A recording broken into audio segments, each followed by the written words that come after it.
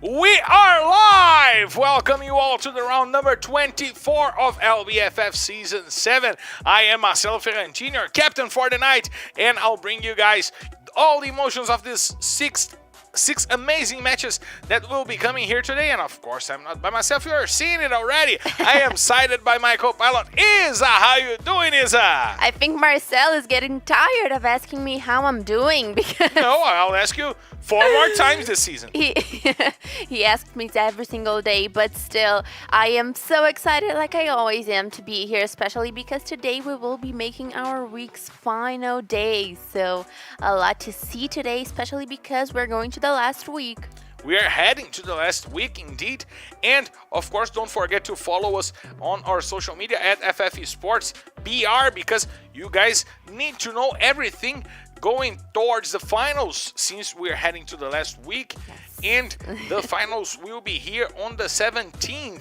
And of course, we gotta know the teams that we will be playing here today. Is the groups of the day are groups A and B. Your favorite matchup. My favorite confrontation. Your favorite matchup, your favorite confrontation.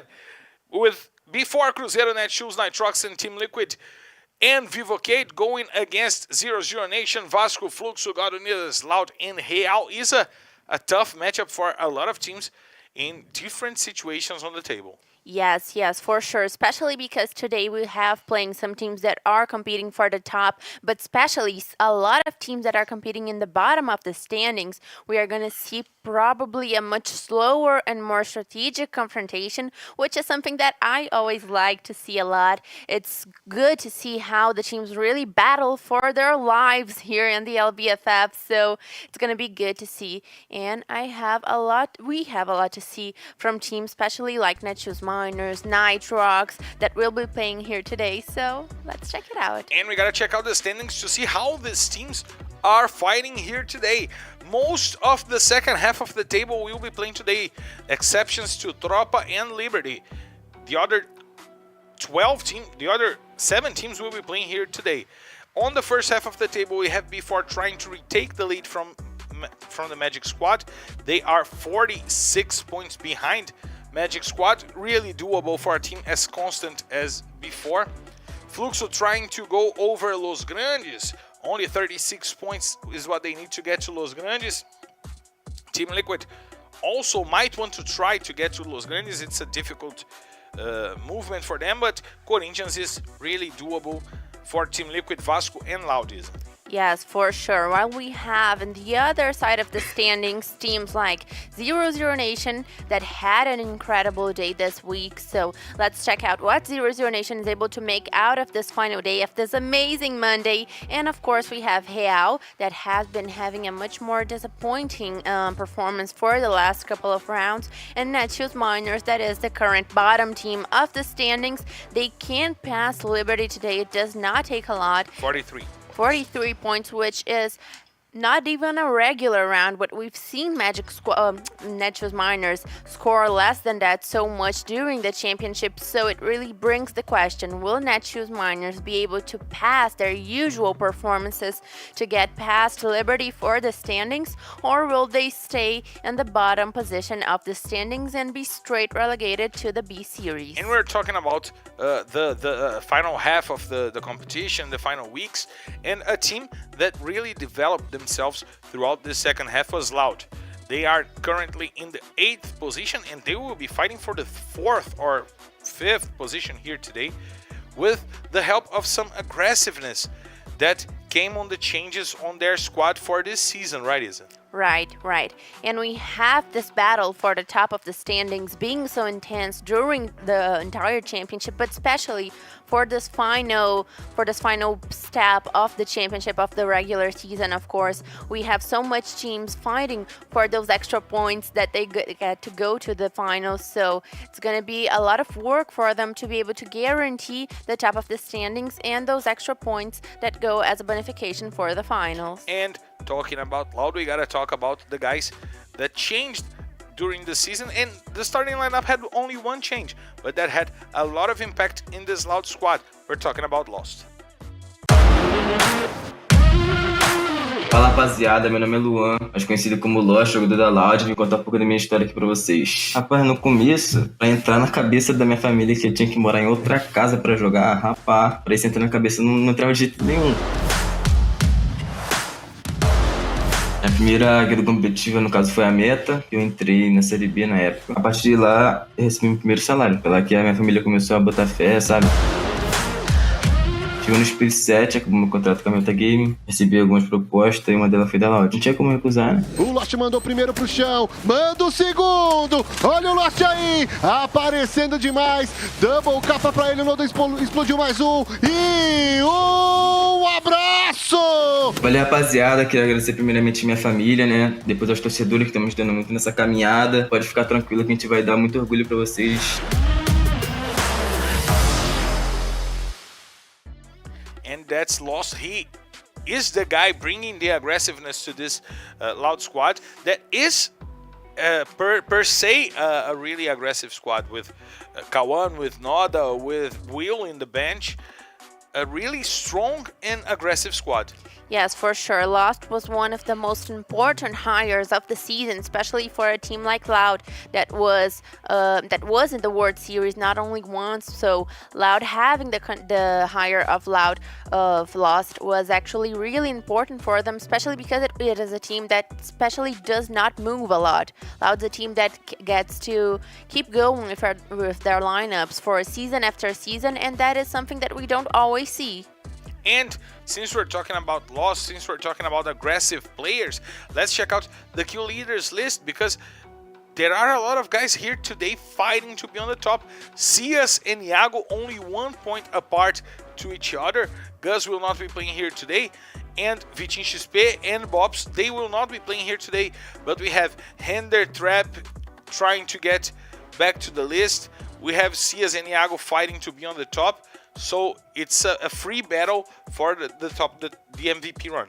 Yes, for sure. Especially with Iago and Cias only having 1 kill apart from each other, the fight will get much more interesting today, because those players are both playing today. So we're gonna see which one of them will sleep as the week's MVP. And shout outs to everyone on the chat. Mudasir here with us, Tyreek from Jamaica also here with us, FX Kakashi saying e aí for both of us, Alan Silva, ZZZ saying hi.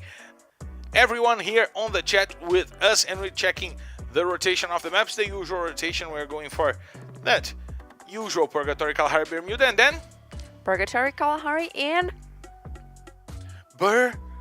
Muda. And we're heading to a map that is, he's never open to guesses, but is never locked to a single team. We've seen God Unidas taking control of Purgatory. Then we've seen Magic Squad taking control of Purgatory. Then we've seen B4 taking control of Purgatory. Then we've seen Vasco. And now it's out in the open. Yes, it's completely out in the open, especially because we are getting to the finals, and I think that the game gets a lot more unpredictable when we are reaching to this final round. There are some teams that really need the best position, and they play different games. They add different gameplays to the matches, so I'm looking forward to seeing who's gonna take over the Purgatory map for this day. And we know that Purgatory is a map that's becoming a really slow map in terms of confrontations, a map that is going for end games, and teams that take control of the center of the safe zone usually do better when we have maps like this. That happened with B4 a lot, that happened with God Unidas a lot, and it seems to me that those teams will be in charge of being the favorites for this map. Yes, for sure. And maybe we're going to see something different out of teams that had more of a difficulty with Purgatory, like Netshoes Miners, like Real, especially Real has been having a really rough time in the Purgatory matches. So I'm hoping that we're going to see some different strategies from those teams, especially for the ones that have more extreme drop calls in the extremes of the maps, and that really changes a lot how the game is played, especially due to the safe zones. And we know that Purgatory is a map that always opens up our days here, and it's a map that sometimes is hit by that a little bit. The teams are not prepared. They're still getting that that gaming mojo on. Yes. Still trying to it's the first map of the day, let's say. So teams are getting that rust off, right? For sure, especially because it sets the tone for the other matches. I always like to say that because it is important to realize how the teams are playing, if they are playing a safer game or a more aggressive game. So according to the attitudes of the teams and the players during the first map of the day, we see the rest of the day being kind of explained for the teams, especially because the coaches and the overall everyone from the analysis team from the squads has this better view of how the Purgatory map is going and of how the day is going to be due to the first map. And of course we're almost clear to take off, but it's important to ask one huge thing to Isa. Her bet. Quickly. My bet is Quickly. Black Dragon Vasco. Black Dragon Vasco Cam. I always do that like at least twice when we see them. I'm going with Cruzeiro. The Cabuloso Nice. will be here today, and we are clear to take off, so let's hit the skies! Ladies and gentlemen, from the flight R24D1 heading straight to Purgatory. This is your captain, Marcel Ferrantino, invites you to loosen your seatbelts, fasten your boards, because it's time to drop, Isa! It is time to drop, and I'm in such a good mood because we are starting off our day, and this is the best way to be on Mondays, right, Marcelo? Right now, all the teams scattering around in the map of Purgatory, and we see the usual drop calls. At this point, the teams find no longer some advantage in trying for new drop calls, or maybe we're going to see for the end matches, for the end rounds, some teams really trying to drop call with each other and pursue those fights due to positions on the standings.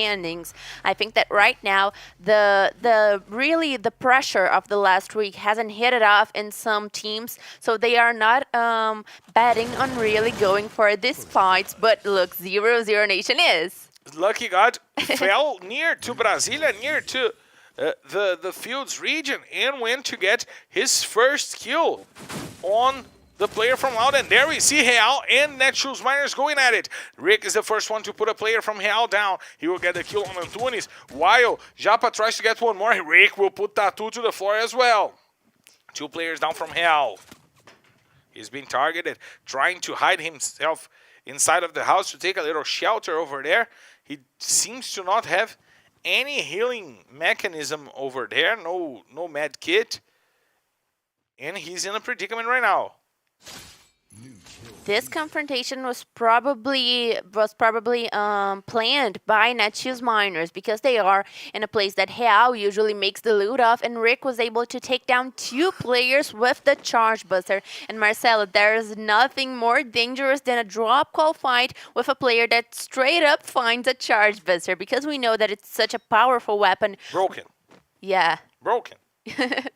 Even when the players have vests on and have that extra glue walls and other kinds of resources, we still see a lot of players not being knocked down by only one shot of the charge burster. So especially at this point, when we are in the beginning of the match, Rick really hit the lottery with this charge buster and was able to take down 2 players from Hal. But right now, he's in a terrible situation because, as you said, he has no med kits, and the other players of Hal will keep an eye on him. So let's check out if Real is able to bring back those players. But it seems that Natividade got the car, and they will be heading to where Rick is right now. Let's see, because Rick is trying to get some view of the players of Real. We see VM7 still on the trailer, and Netshoes Miners is coming. Nativa is coming straight to the trailer to get the kill on VM7. It's Nativa and Broilo over there, going for the rush onto VM7. He's forced to leave, and he will take a lot of damage. Natividade will get the takedown. Nice start for Netshoes Miners. Going for a quick fight and doing it well, Isa. Yes, for sure. But this kind of interests me because how it should not be the top target for Netshoes Miners, especially because the teams that are competing most directly against the relegation with them are Liberty and 0-0 Nation. So they coming after How is really more a matter of aggressiveness and kills and probably team confidence than to really get their position in the standings since they are a little bit further away from Netshoes Miners. Shout out to Laísa Ingrid saying she wants a double booyah from Liquid, but she wants it casted by Murilo, so she will not have it. I will not cast. Artois saying he came running from work to take a shower and watch LBFF in the bed. I'm kind of the other way around. I came home, I kind of showered in home, and I came straight from home How running. do you kind of shower? Huh?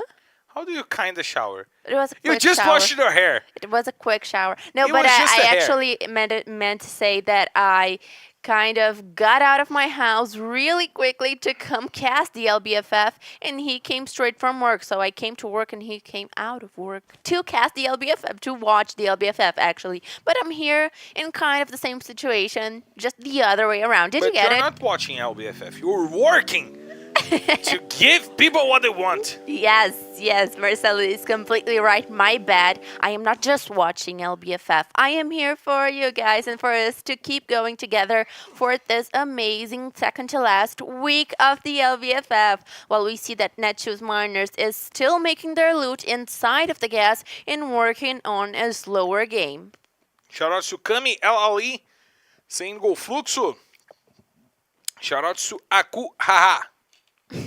It's his name. I'm sorry. It happens. It's Aku Haha. Galdonina is now being targeted by Loud. Marreta will go to the floor. Juninho Excel also goes down. Mike and Miguel are rotating. And they are being targeted, but they will fall down. Marreta and Juninho will be targeted by Loud. They will be killed by Loud. Loud also starts well with 2 kills, Isa.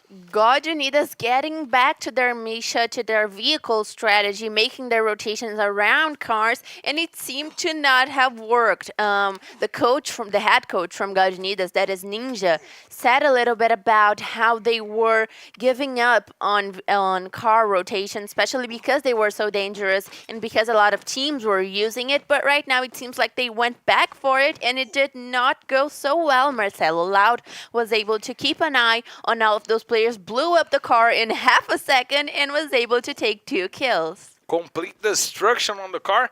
And we have here Andressa saying go FFWS. How are you cheering for a competition? Go as in come faster, please. I hope so. We have Mike now rotating with the car for God Unidas. And he's going into the gas again, especially because they need to save those players. They're probably going to go for the hard zone. They're going for the hard zone in Marble Works. Rigby and him both with the car to bring them back with the car as well to go for the quick rotation after they bring back the players. God Unidas, a team that usually plays by the center of the safe zone, forced now to change their rotations to play from the gases. Yes, and we blinked basically, and we are already at almost 10 minutes in the map. Of course, the safe zone is going to start shrinking once again in 1 minute. The second safe zone is already out there, and most of the teams are positioned. God Unidas right now will have to make a very smart move, especially because those players will fall out of the sky with no loot, so they're going to have to make a very good and impressive game to make this match count. But Team Liquid seems to be going after them. I spotted a little car, not only one, actually 2 cars from Team Liquid coming straight to God Unidas because, of course, the hard zone is a giant skylight that comes... A pillar of light. Yes. A giant skylight that comes to warn all of your enemies that you are halved and you are needing saving teammates. So, of course, some teams find that very appealing, and look at that. Look at Team Liquid, look at Fluxo, everyone going to the hard zone where God Unidas is right now, centering the confrontation outside of the safe zone. It's like a bunch of mosquitoes going into the light. to the meat that was left outside of the freezer. And now we have God Unidas getting ready for this confrontation. Boot and Pedro RS are leading the charge for Team Liquid. They will not stop at the crossroads. They will go over God Unidas. Let's check out if Flux will too. But Mike is already taking shots, and he will put Phoenix to the floor. Godonidas turn in what seemed to be a chase onto themselves into a fight. CS will put Marreta to sleep. Once again with the G36 to get some shots out. Seems that CS is liking that weapon. Fak now opening shots onto the players from God. The ice is broken, and Godonidas will have to run on the open. Why did they stop to fight? They had no loot. Well, I think that they were trying to get easy kills from Team Liquid, and if it was just Team Liquid, they probably would have gotten to go so well because they would have picked up the kills. But of course, Fluxo also saw the skylight and they came straight for the hard zone. But we have a lot of other confrontations happening on the map, and I'm betting that this is on the middle of the safe zone. We are going to check this out because Flux once again is rotating to the south of the main island to try to get a safe position He's to enter already the got safe the zone. same kills as Iago with this Now kill. CS is tied with Iago in the kill leaders list. Lucky God now rotating, trying to find the last player from Real. It's Antunes. He was killed and he was brought back. So maybe Real has some more players in the fight. Lucky God is using a med kit. Antunes is locked in that house. Locked in that skip, and the grenade comes in to take him down. He was just locked over there. He delayed his dying.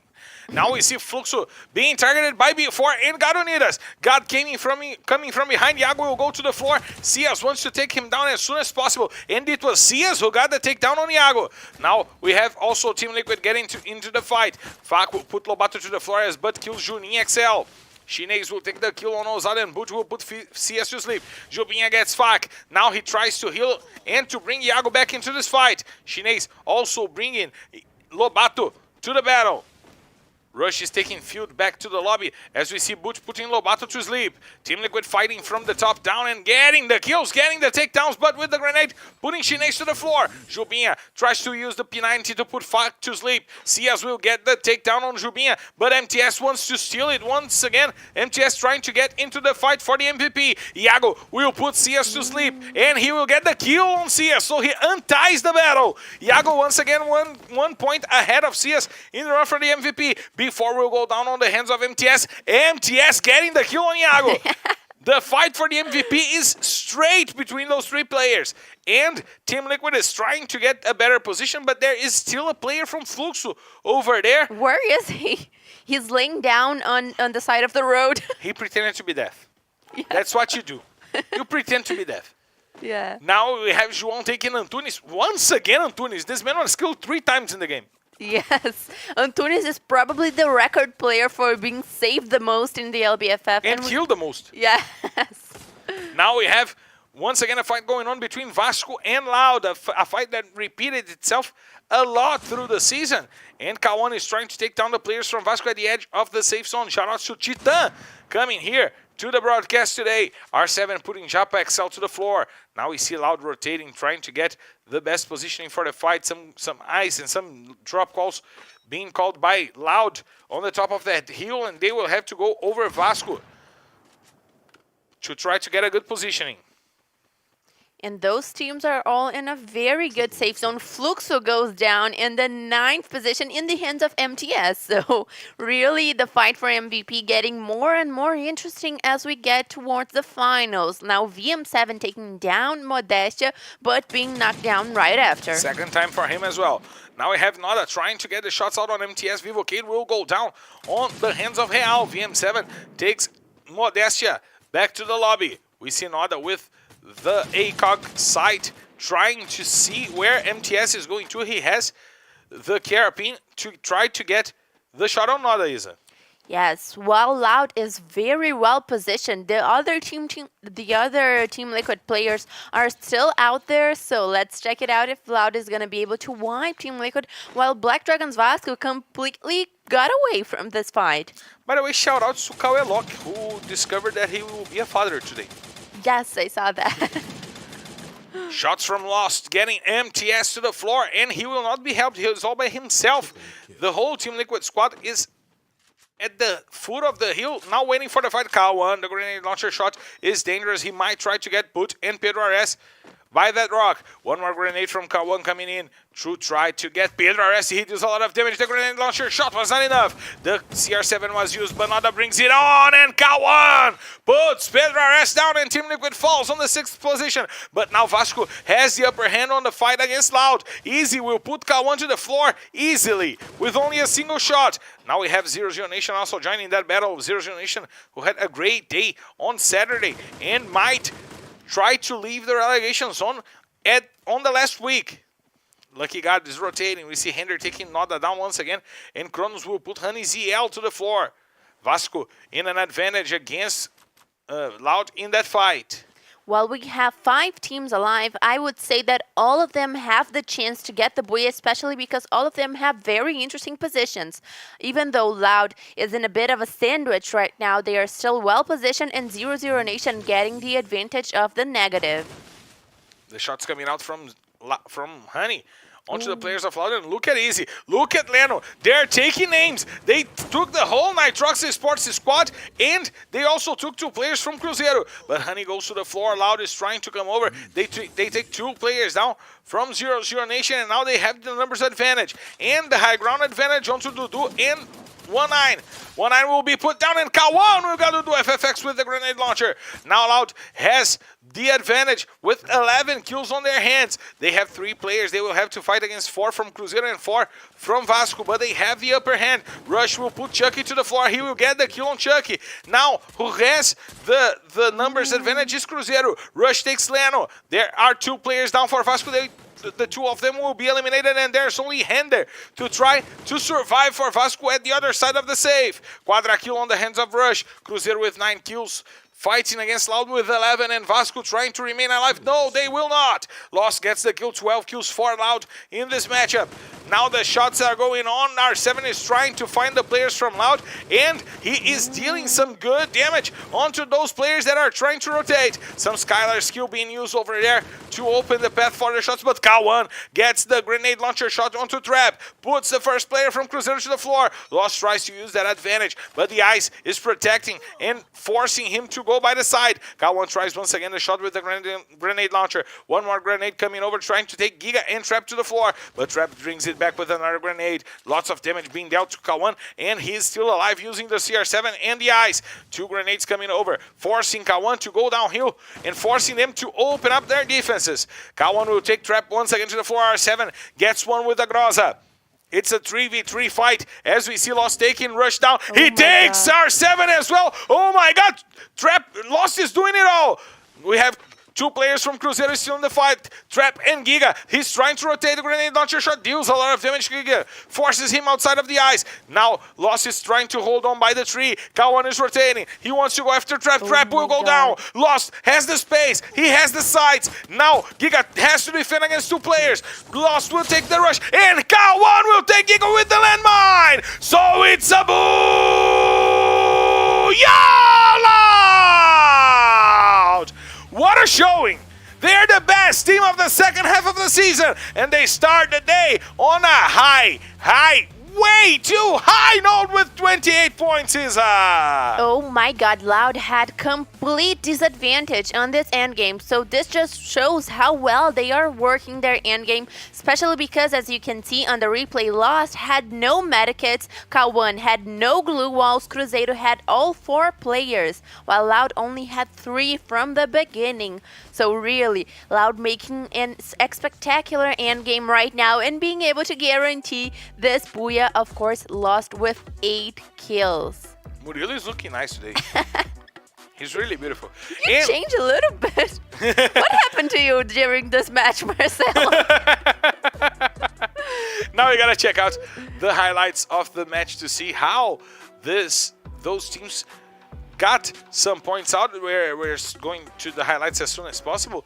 And right now, actually, 28 points for Laudiza. 8 eliminations on the hands of Lost. That is one of the players on the LBFF that kills the most on LBFF finals. So this is the man to watch out for in those last couple of days, guys, right? While we have Cruzeiro making an amazing match, even though they were not able to complete the endgame with 18 points. But talking about endgame, Later on, I'll add up to that. I'll follow up to that. But right now, Team Liquid in the third position with 12 points. Black Dragons Vasco and 0-0 Nation. Good news for 0-0 Nation. Bad news for Netshoes Miners. 11 points for them. Nitrox with 8, already guaranteeing one step over Tropa. Then we go to the second half of the table. And we almost got our bets right at the beginning of the day. Cruzeiro in the second position, BD Vasco fell on the third but pointed at the fourth. Yes, I really do think that Black Dragons Vasco is not doing so well on their end games. We are seeing that happening a lot. Black Dragons Vasco making a lot of mistakes in the end minutes of the map, but we have as the 7th top punctuator in the match, Real with 7 points, Vivo Cage with 4, Fluxo and Netshoes Miners also with 4. So Netshoes Miners pursued the confrontation with Real, still scored less than them. So that's bad news for Netshoes Miners. And what a moment for Fluxo in this season, right? They're not being able to balance their game. They're not able to find the correct way to go for the fights, to go for the rotations, to try to get to the end game. So what a slump that those guys are having. Yes, for sure. What Fluxo is doing right now really needs some improvement, but of course we might see that over the course of the day. We're going for a quick break and we'll be right back to bring you guys the second map of the day. See.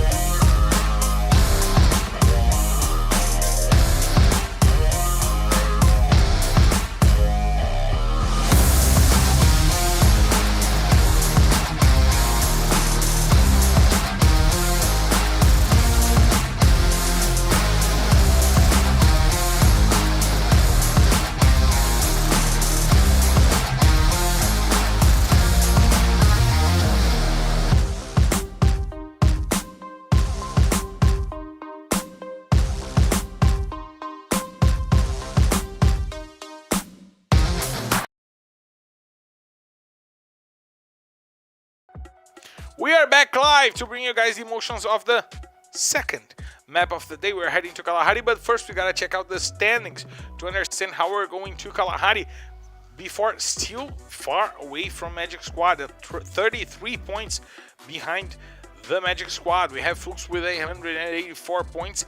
Now Loud is getting close to Fluxo, as well as Vasco, as well as Team Liquid. Everyone is getting close to Fluxo right now, Isa. Yes. It's important for you to use the microphone turned towards your mouth, not the back of your head. Technical issues. That was not my fault. Her microphone was turned to the back of her head. And she says it's not her fault.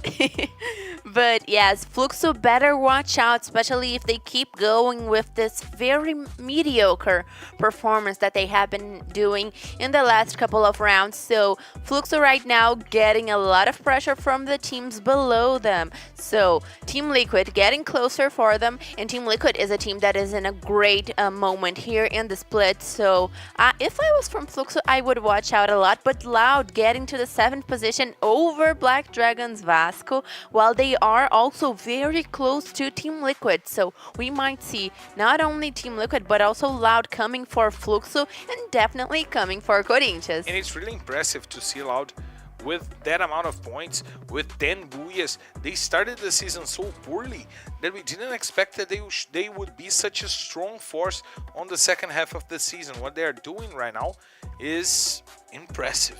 Yes, it's like something just fitted in, something that wasn't... Something clicked. Yes, something that wasn't going right before just started going right. And of course, we don't say that as it is some kind of a coincidence. It's for sure the result of a lot of team analysis, a lot of team practicing. So that's what we see right now, while we see Netshoes Miners going still at the 18th position, a little bit further away from Hao and not a lot closer from Liberty. But I gotta ask you, did you prepare your FF squad today?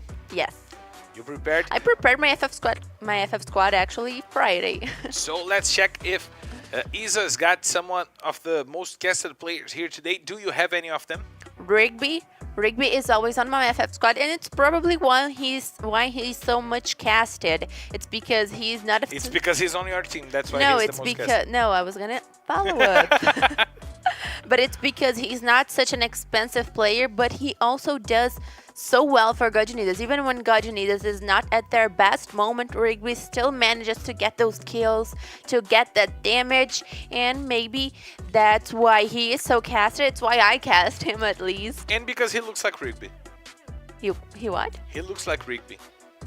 What? The cartoon character Rigby from regular season. That I don't know. Yo! I just love regular show.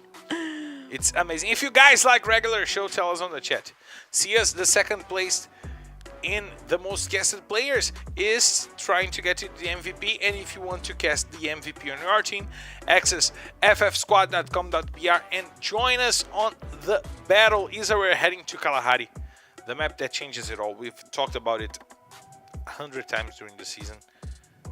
But what is going on that all the teams are going so slowly in Kalahari for the past few weeks? I would say that Kalahari has a lot of more difficult rotation, especially due to it being such an open map and having so many high ground spots. The teams basically cannot move if they expect someone else to be around them, because the view is so far away in the map of Kalahari, and we see that some teams take positions very quickly. So I'm thinking that when it comes to Kalahari, the teams think, I need to get this position as fast, as soon as possible, and stick to it, because otherwise they will not be able to move, they will not be able to get to that position, because they will be heavily targeted by the teams in their surroundings. While we see Kalahari's being so slow and being so much strategic and more about positioning, this confrontation has especially interesting Kalahari's because we don't see such a huge dominance of B4's refinery. We don't. And if they have the dominance, it's tough to take them out. Yeah. It's really tough to take them out. But today we have God Unidas playing with B4, so we might have some confrontations over that region. Shoutouts to São Paulino saying, let's go Fluxo, I trust. I translated your message, bro. And of course, everyone on the chat, Good Vista here with us. tThe also here with Where's us. Benita? Where's Vinita? We want Titanita here She's today. asleep. We have Mario Sergio here today. Titan, go wake up your princess. She's asleep and you need to bring her to LBFF. Shoutouts to everyone on the chat. Bring your friends in. Let's build this incredible community around Free Fire. Isa, your bet. My bet's gonna go for... Are you singing? My bet's gonna go for... I'm gonna go for Team Liquid. No. Our coordinator said he's going with Team Liquid. He's joining the battle here. You lost it. Who are you going with? Now, quickly! Vivocade. Vivocade, I am going with... I'm going with Fluxo. I am going with Fluxo in Kalahari. I like Fluxo in Kalahari and they will come back. Shoutouts to Loud Kawanzin X7 over here. Shoutouts to Akuhaha saying Evil's Heart. Evil's Divine. He's a fan of Evil's Divine. I understood evil. Like Evils. Evil. Because we're clear to the off, so let's hit the skies! Ladies and gentlemen, from the flight R24D2 heading straight to Kalahari. This is your captain Marcelo Ferrantino and Marcelo Copella. Isa invites you to loosen your seatbelts, fasten your boards, because it's time to drop, Isa! And we already start off with the teams dividing themselves on the map of Kalahari much faster. So we are seeing everyone going to their usual drop calls. God Unidas, as always, is not making the confrontation between them and before, but they are around. So God Unidas, even though they are not drop calling with before, they still have a very half target on before, while we see Lapa getting to the squad. So very interesting lineup change for before. That is a team that is competing for the leadership of the championship in 2 splits in a row. So let's check it out what they will be able to do for this map, while Lobato is already taking aim at the other players in the regions around. So we see that Before's refinery strategy is to really keep an eye out for every single way, because when you're on refinery, Marcelo, people come out from every single way. From every way. And São Paulino said he doesn't understand our language. Mas a nossa língua é português, cara. A gente é brasileiro. We're Brazilians, bringing Brazilian Free Fire to everywhere in the world. We have Butch over there. He has his sights on easy from Vasco, using the house to get closer. And Vasco putting easy a little far away from their drop call, which is the council hall, which is the chamber, the camera. And he is really far away from there, probably waiting to see if the rotation will be good. But we see Leno also getting to that spot with Chucky to go for the rush. And Easy will be put down by Bud. Bud will get the first kill on the player from Vasco, as Leno and Chucky were really far away from Easy. Hender is also far away. He's going back to the council hall to bring Easy back into this matchup. And we've seen this happen more in Kalahari than with other maps. Teams going for the fight, as we see Bud trying to go over Leno. Both of the players use the CR7, use the Chrono, and Bud will take the better of Leno. Bud is one of the best rushers in the game. You cannot leave Bud behind and think that he will not make you pay. But NMTS get 2 kills, now Team Liquid has 3, and Vasco will have to use much more coins, much more resources to bring back the players that were fallen at the beginning of the matches.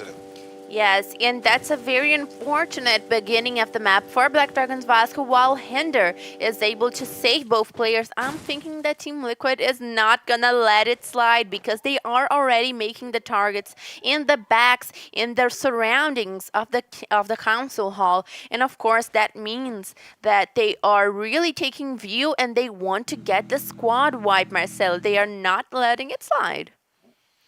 Indeed, not letting it slide. They want to take down Vasco. Hender will be shot a lot over there. He has a charge buster. He can go for the rush, but Bud is coming over and he will take Hender to the floor. Yeah. The evolution from Bud is something that we gotta point out. It's his 3rd season in LBFF, and he started as a great rusher, but now he's not only a great rusher, he's a solid player overall. It's really impressive to see how the Pitbull, how the big dog is doing well for this And Team he Liquid squad. took one other player, already 4 kills on the hands of, but all in the squad of Black Dragons Vasco. Black Dragons Vasco really struggling for this beginning of the Kalahari map. While they still have 2 players alive, those players had to fall far away because they could not afford to buy the fight against Team Liquid. That is the current kill leader team in the map. 5 kills only on one squad, and that squad is still alive. That squad is still alive. 5 kills on one squad that is still in the map. The math is no longer exact in Free Fire.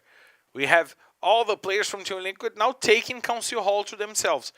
They are going for the remaining of the loot that Vasco left there, and they now have a really easy rotation to go through.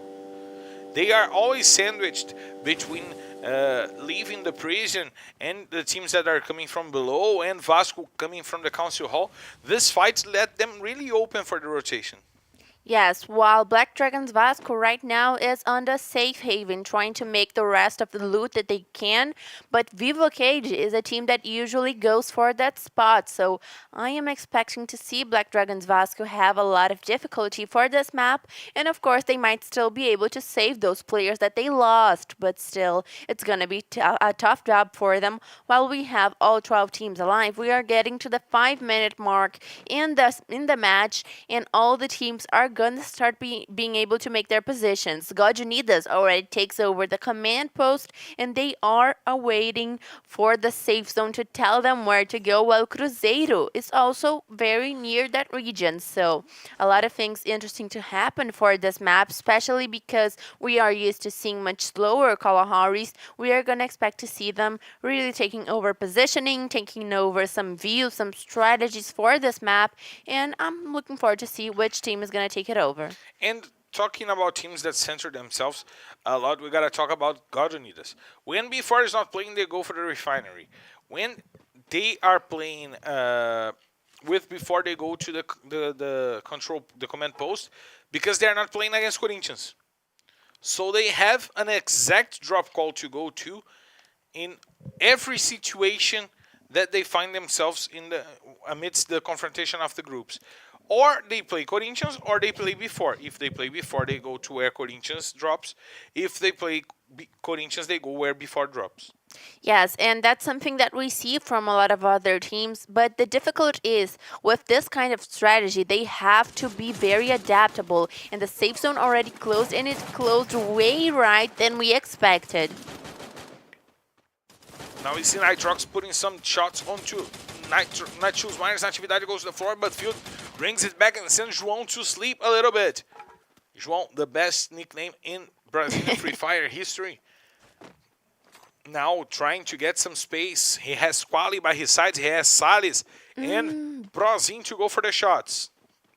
What did you say? Before completely launched themselves onto Nitrox. They went after Nitrox indeed, but Brozin and Salles held on themselves, and before was destroyed. Nitrox opening the space for everyone to rotate clearly, because before is no longer in the refinery.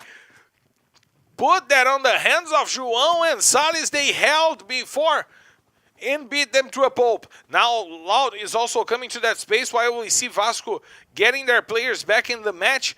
The 3 players that were down, everyone has already been revived in Vasco.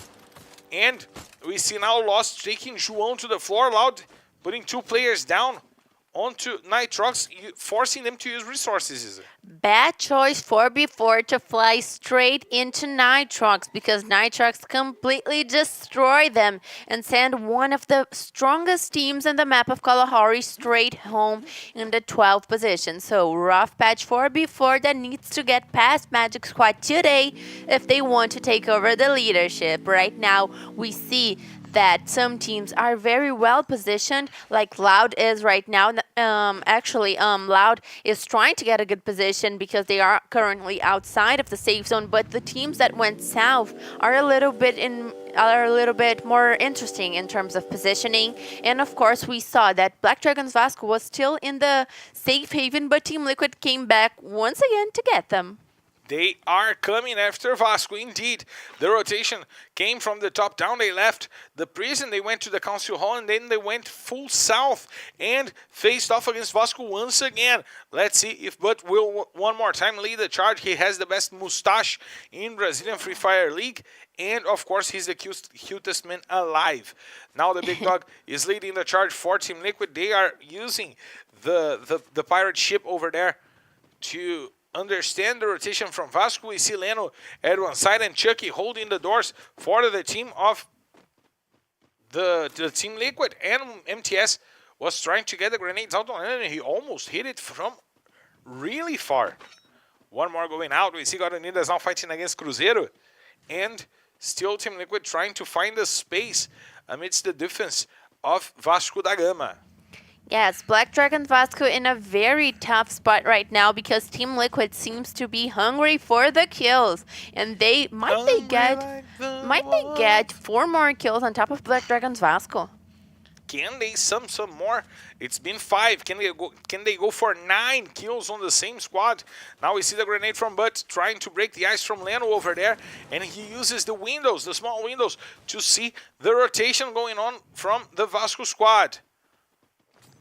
But now calls for backup, and the team is coming with him.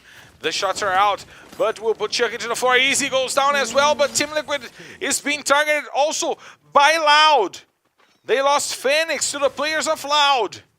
We see Hender still on the top of the hills. Vasco will lose 2 more players over there. MTS gets the kill on Easy. And he's going after Hender. Hender deals a lot of damage to MTS, now forced to use the gas mask to open up. Leno will be on the floor as well, but Hender uses the grenade, puts MTS to the floor, and he's trying to rotate.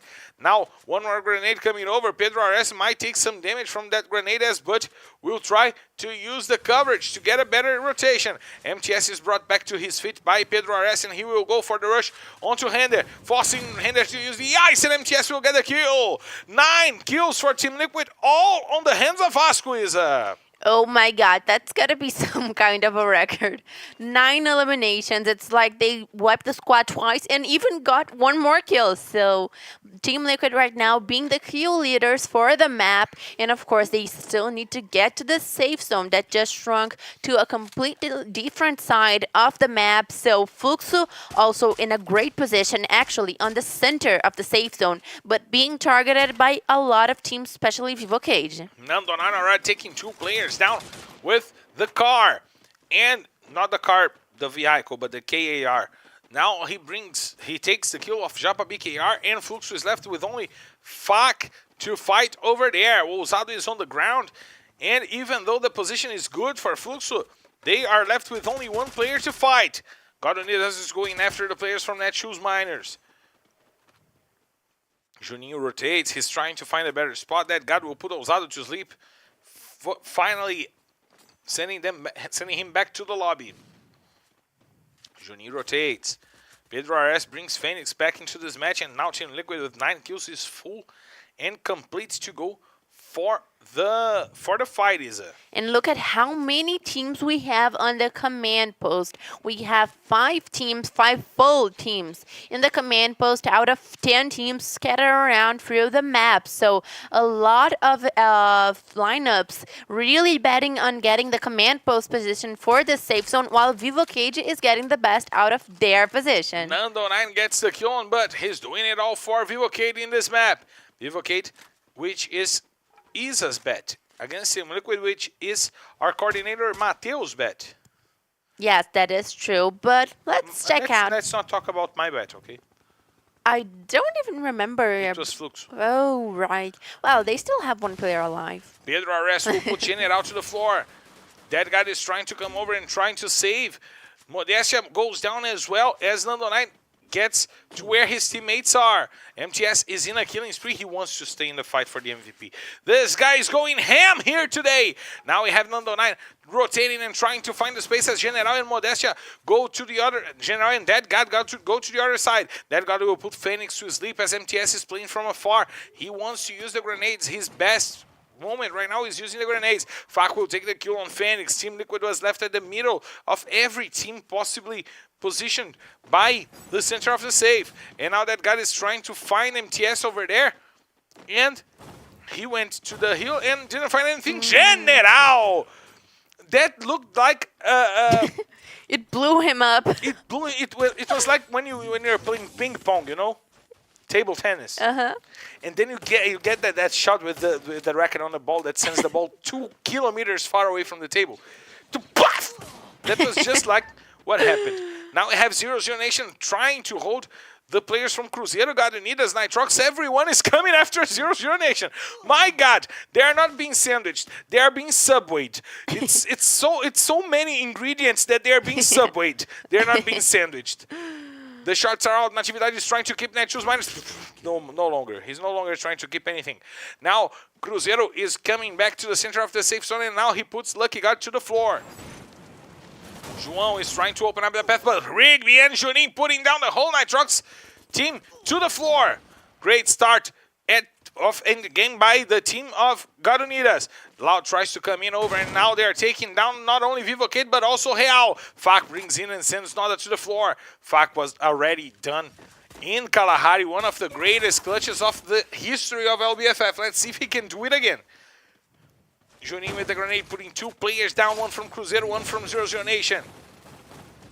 Unidas have 5 kills on their hands, and they're trying to come over, sending Honey to the floor. Triple kill on the hands of Juninho. He's doing really well with the help of Rigby, Mahet, and Mike. The shots are out, putting down one player, and VM7 just blew himself on the face with the grenade launcher. Now we see Rigby rotating. The little Rigby is trying to find the best spot to fight for Unidas, but Giga will put Juninho Xer to the floor with the AWM. He's the last, no, he's not the last, but he's one of the last players from Cruzeiro in the battle. As we see Giga and Trap rotating, trying to get to where Unidas is right now. Marreta will take down 0-0 Nation. Kronos helps, taking 1-9 to the floor. As Giga tries to come over, he sends Mike to the floor, and Cruzeiro will be eliminated by the hands of, once again, K1. Loud is still in this match. They are quietly trying to go for the back-to-back booyahs. Now we have Real rotating. They want to take center stage. Unidas goes down, and the advantage is full on the hands of Loud. They have the shelter and they have the numbers advantage. Real is trying to come from the sides. Fak is the last remaining player from Fluxo, trying to keep Fluxo alive. Vivocade will fall on the hands of Real. Fak is still alive. The grenade is over, trying to get to him. And Loud is coming over to try to put Fak to the floor. He uses the chrono, but he will not be able to hold on. Lost gets the kill. Fak goes to the floor. And now it's Loud versus Real. 3v3, and Kronos opens up the fight with amazing shots. But VM7 with the grenade sends K1 and Lost to the floor. VM7 puts Noda with the grenade launcher. He wants to take them all. He puts one more shot. Takes the 3 kills from the players of Loud. There's only Kronos to fight. Can he clutch it out? No, he can't. VM7 says, "This is my boo!"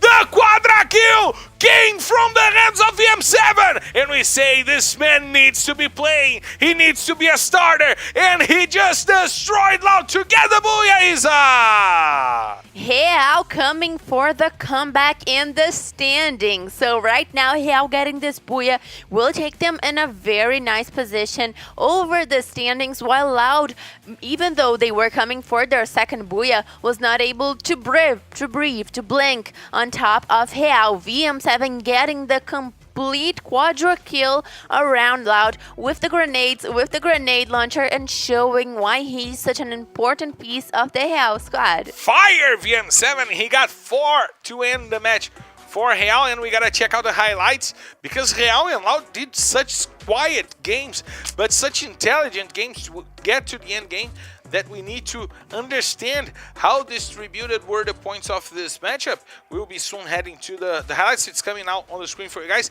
19 points for Real, and the MVP was Boot with 5 kills, Isa.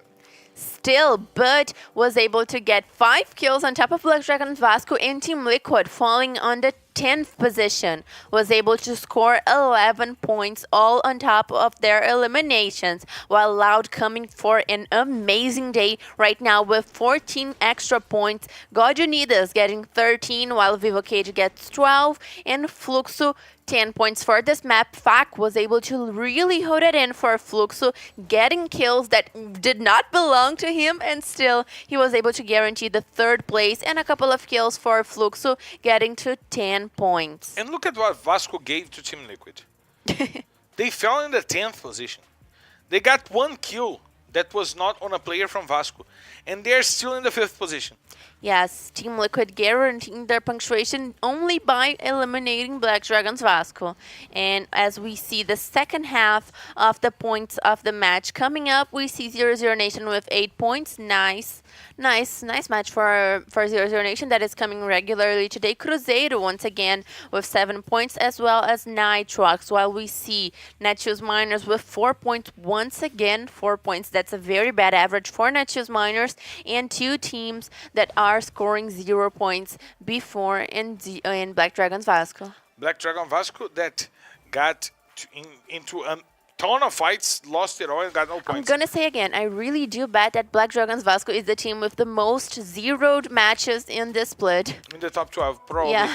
MTS also got a spot on the MVP with 5 kills. 5 to MTS, 5 to But.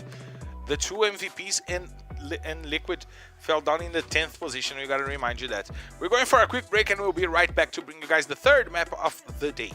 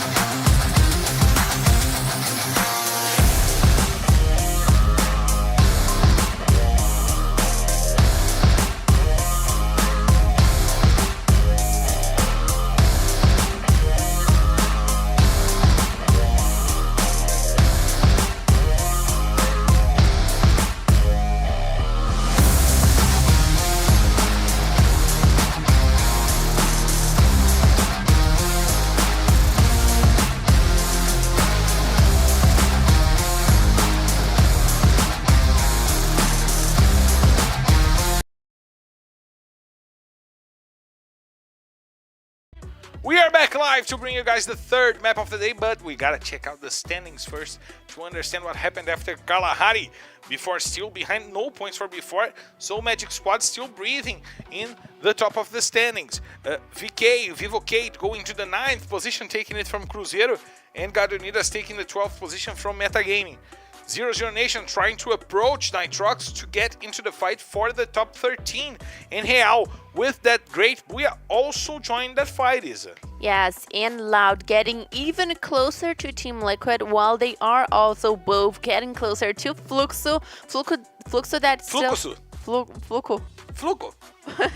Well, Fluxo still have a decent score for this map, and we see that Real getting this Booyah gets really close to 0-0 Nation, might guarantee the 15th position today, while Nitrox is only 9 points away from Tropa. Let's see if 0-0 and Real can get to Nitrox. I really wanted them to get to Real today, or something like 40-30 points. Because then the last week will be a war for the 13th position. Do you know what I want to see, Marcelo? I want to see a show from Lady Gaga. I'm joking. Please. I want to see Nitrox scoring so loud today that they get close to metagaming, and 0-0 Nation getting close to Tropa, so the fight will not only be on the Access group, but also on the top 12. But for them to get close to metagaming today, Just they a will need little. 94 points in 4 maps. No, not equal to metagame, but close, like 20 points away. It's close, still pretty close. They would still need 74 points. Well, I believe in you guys, Nitrox. Even though it is not very realistic, we always expect to see the most competitiveness out of the teams, especially inside of the standings when we are getting so close to the finals. God, you need this, getting to the 11th position. That's a good one. And they have 808 points, and that is something that they can get. That's a punctuation that they can get past Black Dragons Vasco, for instance. So Black Dragons Vasco, Vivo Cage, Cruzeiro, and God Unidas all very close to each other. And this fight is really great because we have some amazing squads fighting and squads that are performing better on the second half of the season. So we are getting close to take off. We're getting close to going to the map here in the third map of the day. And I want to ask you your bet in 5 seconds. 5, For Bermuda. 4, 3, 2. Vivo Cage. I'm going with Team Liquid. And our coordinator Matheus says B4. Are we clear, coordinator? Are we clear, control tower? There's some interference here. Many airplanes going through. When is is it now? Our road is clear. We are clear to take off, so let's hit the skies. Ladies and gentlemen, from the flight R24D3 heading straight to Bermuda. This is your captain, Marcelo Ferrantino, and Marcelo, my co-pilot, Isa, invites you to loosen your seatbelts, fasten your boards, because it's time to drop, Isa. And finally getting to Bermuda in the last map of the first half of the day. We see Black Dragons Vasco now rewarded with a blue zone to try and get a better performance for the day. Of course, that's important for them. While we see before in their usual region of Clock Tower, Netshoes Miners going straight to Rimnam Village, and the other teams scattering around through the map, and Real going for tThe, but Nitrox might keep a very close eye on them. There we check Real going for the tower, a team that was using the towers from Assassin's Creed. They seem to be getting used to playing by the edge of the map using the tower season. Yes, and tThe is a very good drop call, but it needs to be very well worked with. So we need to see the team that drop calls in tThe being able to work slow rotation, since it is literally an island isolated from the rest of the map. So interesting to see how Real is going to be able to do that. Real is trying to get to the Worlds. They want to be in the World Series. That's why they dropped in tThe. It took me more than I would like to admit to understand that. that was not even a covered up joke. That was straight. Yeah, but it was like when you said that, I was for like a second. I don't know what I was thinking, but still. Now, before making the loot of Clock Tower, and Bermuda is actually their worst map. Now, Jubinha coming on the place of Lapa once again. Jubinha started off, and now he came back. He, before, is a team that usually does a lot better on Purgatory and Kalahar than they do in Bermuda, which is probably due to the fact that their drop call changes a little bit. Even though Clock Tower is a central positioning drop call, it is still a call in which it's difficult to work positions, and the safe zone doesn't favor it so much. So before really does have those extra problems on the Bermuda map, especially due to those reasons. Field coming out of Netshoes Miners to bring you Trem Bebê. Follow the Trem Bebê. And he is now playing in Rinam Village. Now we have Broilo over there, and they are waiting to check out if someone goes through Rinam Village. And I'm going to ask my coordinator right now, please, Mateus, close your microphone. Thanks. Thanks, bro. Now we have the whole Renam village being looted by the Netshoes Miners squad. And Natividade, I'd ask you, I want to ask you something. We were discussing MVPs yesterday. And players that should be MVP despite not being the top killers of the season. I'll bring you something. If the Netshoes Miners don't go to Serie B, if they escape relegation, would Natividade be in talks to be the most valuable player of the season? For sure, he is a very much valuable player for his squad, and that's something that Marcelo and I were talking about, because the MVP here in the LBFF is decided by the elimination numbers, but still, there are players that even though don't get a lot of eliminations, they are still very much valuable to their squads, and they try their best to keep their squads in the best way possible. So we see, for example, like Marcelo brought up Netshoes Miners and Natividade's case, but I want to know what your thoughts are while Marcel is going to take over for this fight. I need to take over because Bimazak is becoming a war zone between 00 Nation and Vivocade. Vivocade forcing the players from 00 to rotate to go to the south and to the negative of the hill while they take control of Bimazak. It's usual that Vivocade takes Bimazak, isn't it? Yes, it is, and they seemingly don't like it when someone tries and invade it. So Vivocade made their target out of 00 Nation, but it seems like the both teams are gonna retreat from this confrontation while we see Fluxo and Nitrox in the city of Caratua. So it's probably something due to the safe zone, because this is not such a common place to take position on. So my bet is that the safe zone has gone south and towards Caratua in the hills that go to Sentosa. Before, it's on that hills actually, and that is also a very strong position. So getting to 5 minutes in the map right now, we are gonna see those teams really establishing themselves, but this city is gonna be very much quiet for a while. What is not quiet is our guys from the sound effects of the Portuguese broadcast. They are crazy here today, and we see that Cotatu is becoming a war zone before taking the hill over there to get to fight from the top down. But Rigby takes that advantage from them, putting Iago to the floor, sending Iago to the dunce corner to think of what he's done and to think about his actions.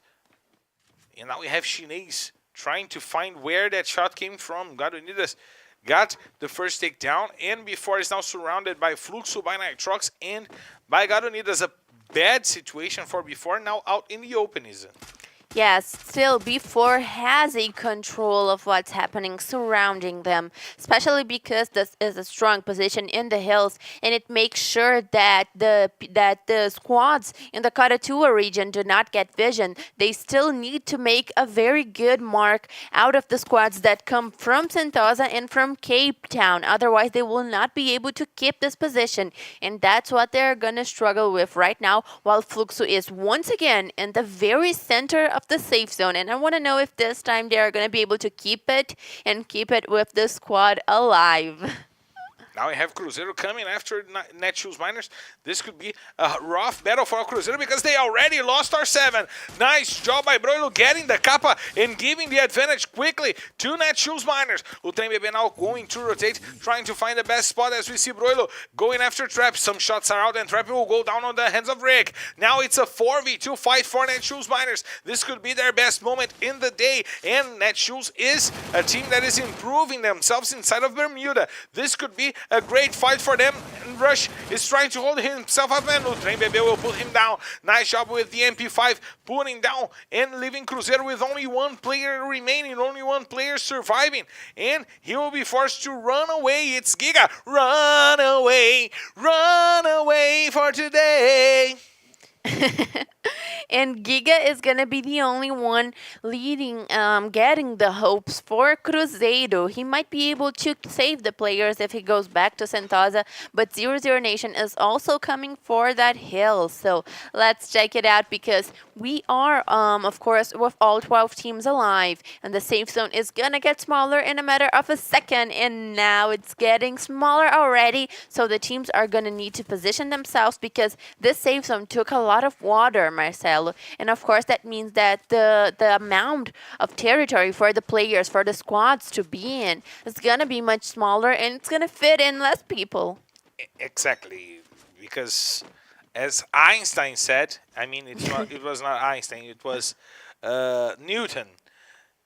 Two bodies cannot occupy the same space. In Free Fire, apparently they can when we have those Kalahari safe zones with 40 people alive in the fourth safe zone. By the refinery. Yeah, Everyone is in the same, on the antenna. One on each floor. Each floor of the antenna has 25 players. Yeah. Now you have 0-0 Nation rotating, trying to find the best spot because they know that they are out in the open and probably all the shelters will be taken by the moment they get to the center of the safe. We see Team Liquid trying to find some space. We see Pedro RS over there looking at those beautiful outdoors with Netshoes Miners people on it. And you know who might show up on those beautiful outdoors? Who? Real, that is still in Cape Town. And all of their possible pathways have teams with eyes on them. So with eyes wide open. yes, so it's going to be very tough for Real to get out of Cape Town, especially because the safe zone is nowhere near there at the next spot. And right now, we see Team Liquid trying to take over this position of targeting a lot of teams on a lot of regions at the same time. But Bushinaki has two teams, and they are fighting. It's 0-0 Nation and Netshoes Miners, a strictly bottom fight, Marcelo. Now we see the fight going on, and it's Netshoes trying to open up the defenses from 0-0 Nation, forcing them to the edge of the safe. Honey just laid down to get some suntan over there, while 0-0 Nation rotates. 1-9 is trying to use the Saitama cape, the Saitama skin, to open up and to find the one punch, but Broilo was able to survive. The shots are out, and Rick will put two players down. He guarantees the takedown from Honey. And now Natividade is out in the open. Broilo is on the floor being helped by Ultrain Bebê. He rotates, tries to find Dudu FFX, and 1-9 is siding him. He saw 1-9 trying to flank. Dudu will go to the floor. 1-9 is forced to retreat as Lucky God as well. He's using the construction there to get some space out, and then he sees 1-9 jumping, tries to go for the shot. Lucky God was putting down by Natividade. What a job by Natividade, coming down from the construction to get the shot, and 1-9 will put both of them down. Oh my God, the one punch man shows up. He gives one to each one and takes the two players down. Now we see Hinder now taking two players from Team Liquid. 1-9 will try to run, but he will not be able to. Netshoes Miners with their second squad wipe here, putting down the whole 0-0 Nation squad. Is and they still have a good path towards the safe zone. So Netshoes Miners in a great place right now for this Bermuda match. But who isn't in a great place is Black Dragons Vasco, fighting against Team Liquid once again. And we all know where that fight headed off to in the last map, Marcelo. We see João taking Dead God to the floor, as we see Vasco trying to get the last players from Team Liquid. Hender will put Phoenix to the floor. And Vasco avenges themselves after being wiped 52 times in Kalahari by Team Liquid. Now we have Iago getting the kill on Modestia. He tries to open up the space against Nitrox, while Vivocade fights against Nitrox and Loud. Lost will put Nando9 to the floor. And now Loud has the upper hand on the fight against Nitrox and against Vivocade. Oh my God, Loud might come for another very strong match, especially because they are gonna get the kills on Vivocade and Nitrox that hang from the back. Oh my God. Yes, Nitrox already eliminated in the 10th position, while we have Loud with 3 kills in a good position. Still, Fluxo also with a very strong position in B4 in the center of the safe zone, even though it's very far away from their drop call. Let's check out the safe zone. Favors Loud, Flux, and before.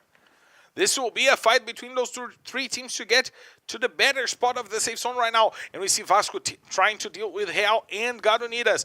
Chucky is on the floor. He's being helped over there. And Chinese will take Leno to the floor. Vivocade is destroyed by Loud. Kronos takes General and gets the kill on in the squad wipe onto Vivocade. Rigby puts Leno to sleep. Chucky tries to bring it back, sending Rigby to the floor. Marreta will get Chucky. 2 players, 3 players down from Vasco. There's just 1 player to fight for the Cruz Maltinos. The grenades are being shot, trying to find the players from Real. VM7 takes a lot of damage, and Real will be destroyed by Gadonidas. Fluxo gets 1 of the kills. Easy will put Juninho XL to the floor, trying to keep Vasco alive in this battle. You see just the tip of the head of Easy on the map. And that might be dangerous with Mike's sniper on his hands. That top of the head might be only what he needs for a headshot. And he has the bleach blonde hair, which means he's plays a strong well. player. Yeah. He's a strong player. He has the bleach blonde hair. Now Gadonidas is going over, and look at Giga. Oh, swimming, God. Swimming in the Easy, swimming look pool. at your back, When man. days are hot, when days are cold, in the swimming pool. Oh, my God. That's where Giga is coming. He's trying to go over, but it seems that Giga will be sighted, and Easy will hold on with the strongest motorcycle of the history. He was taking a lot of shots, and Easy and Giga will go down. Shinase takes him, and Broil will take the kill on Easy. Netshoes Miners joining that battle. Shinase takes Rigby to the floor. Now Gadonidas is sandwiched between before and Netshoes Miners. Netshoes trying to get some more points, so Broil gets the shot on Rigby and sends him to the floor. Now there is Juninho and Mike to fight for Gadonidas. They are trying to keep themselves alive, but Before is now aware of the position from Netshoes Miners. Utren goes down for the safe zone. Gadonidas goes down. Broilo gets the kill on Mike. Iago gets the takedown on Broilo. There's only 1 player to fight for, 2 players actually to fight for Netshoes Miners. Natividade, and it seems that is Utren. Rick. It's Rick. It's actually Rick. The nameplate was behind Natividade's nameplate, and I couldn't see who it was. I could because I have X-ray vision. No, you use glasses. I don't use my glasses, and that's why I don't see. Well, he humiliated me. I should wear glasses. I didn't humiliate you. I just told you the truth. Now the grenade launcher shots are out. Shinase takes K1 to the floor. Now we have Nada trying to lead onto the players of Fluxo. And the grenades are out, but no damage was taken. Once again, Fluxo and Loud in the top 4. Great day by Loud. Cias will take Kronos. Will take K1. Nice job by Cias, but Chinese brings it back. Puts Nada to the floor. There's only loss to find for Loud. They were trampled, and it was really bad for Loud in this fight. Cias will get those 2 kills to sum up on the run. Chinese will get the last kill. It was Rick getting Chinese to the floor. Now, Netshoes Miners are making life easier for Fluxo. Japa BKR takes Jubinha, but Natividade puts Cias to the floor. They have 3 players to fight against 2 from Before and 2 from Netshoes Miners. But it seems that Natividade is going after the players from Before. Iago and Jubinha are down. Iago Lobato now goes down as well. It's Fluxo against Netshoes Miners, the 2 last teams to get a Booyah in the season. They now want to improve their record. One of them will have 1 more Booyah right now. Rick goes down, Natividade will go down too. So it's finally Booyah Fluxo! It's been a while since I shouted that, but they got the best position on the center of the safe zone. The guests favored them, and they were tough, defending their spot, getting their drop calls safe, and putting down everyone that tried to confront them. Is Fluxo getting for the 2nd time on the center of the safe zone, and this time they did not let it pass them. Right now getting the Booyah, and they felt the pressure of the people, of the teams behind them on the standings, and they definitely did not want to lose their spot. So Fluxo getting the Booyah, a lot of points for them, and that's really gonna save the day for Fluxo. And they needed it so badly, as you said. They need to take back the 3rd position, the 4th position that they lost on the run for the top. They were once the most dominant team we've seen in the history of LBFF when we started this season. Yes. And we still don't know what happened, but Fluxo now is back. They got the Booyah, an important Booyah in the half of the day, in a day that they are trying to do better. They had the bad first map, but they fought up until the end on the 2nd map, and now they get the Booyah. with the safe zone helping. When the safe zone helps Fluxo, they seem to be unbeatable. And I do think that Fluxo is really prioritizing their positionings at this point, which is why probably we're going to see safer matches from them, and that seemed to work. That seems to work. We've seen what happened here. They didn't go for random confrontations. They went for the certain ones and they got 19 points. But look at Netshoes Miners. Ooh, a lot of eliminations getting them the first. A lot of eliminations. I like that. You like it? A lot of eliminations getting Netshoes Miners to the first position in the match points. So 22 points for Netshoes Miners. Bad news for Liberty that's at home just watching. While we see B4 right now with their best map of the day being Bermuda. What's happening today? It seems that before is experimenting things. Trust me, they are not sticking to their usual drop calls. They are leaving early. They're rotating. They are experimenting here today. Yes, while Loud has 11 points, another good match for Loud that probably has over 50 points for this day alone, and we are still in the third map. So let's check it out because God Unidas has 10 points and Black Dragons Vasco with 9, their best map yet, but still not nearly enough. Not nearly enough, and we gotta check out the second half of the table because there are some important fights that were sent to the second half of the table here in this match. Team Liquid with the 0 points, that was really important. Vivocade with only 3. Vivocade in a really bad slump in those past few weeks. Nitrox with only 2, Hell with 5, so no difference change amidst those two teams. Right now, the team that changed it the most on the bottom was indeed Netshoes Miners. Yes, and Broilo getting the MVP with 5 eliminations. Good news for Netshoes Miners that worked the end game perfectly, but still, since they had 2 players less, they were not able to get the Booyah, but got 22 points to go home to. And we're going for a quick break, and after the break, we have one more great player profile for you guys to check out. We're going for a quick break, hydrate, and we'll be right back.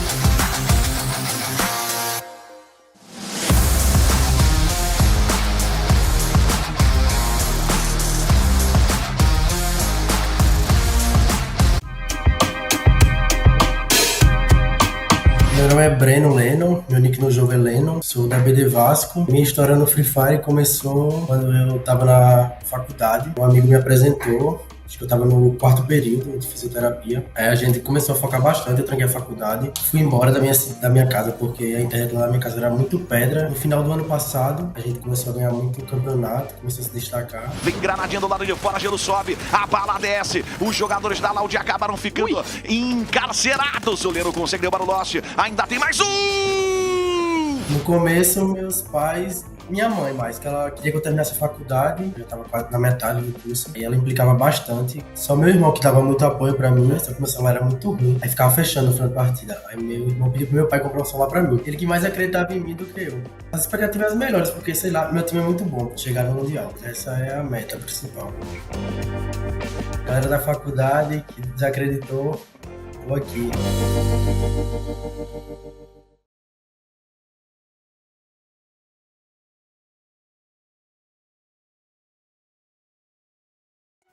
We are back live to bring you guys the 3 last maps of the day. We're going back to Purgatory. But first, let me take a selfie. I'm joking. But first, let me go for the standings to understand what happened after the 3rd map of the day after Bermuda brought us some changes, Isa. Yeah. And let's check. My hair was up. I was gonna go for a reference here, but you would not understand. I was gonna call you Elroy, but you probably never seen the Jetsons. No. I'm too old. Sorry, Hanna-Barbera. But we have here Loud getting to the 6th position and now only 4 points behind Corinthians, is it? Yes, Loud going very strongly to the 5th position, getting past Team Liquid, and we see God Unidas also getting to the first half of the standings, past Vivo Cage and Cruzeiro. Vivo Cage and Cruzeiro that are not having a good day so far, and we see Real also 1 place on top of 0-0 Nation, but only 1 point away, so this fight will keep on, and we are seeing Netshoes Miners getting closer and closer to Liberty. And check out the top 4. Fluxo now only 3 points behind Los Grandes, but also only 37 points behind before. And the way before is playing here today, it would be not a surprise to see Fluxo trying to fight for the top, is it? Yeah, especially because we have 1 more week of regular season. We can see Fluxo getting back to the 2nd position, maybe counting on a very good performance. We are going to see them getting back to the top, while the standings are getting more and more interesting as we get closer to the final. 56 points between Magic Squad and Fluxo.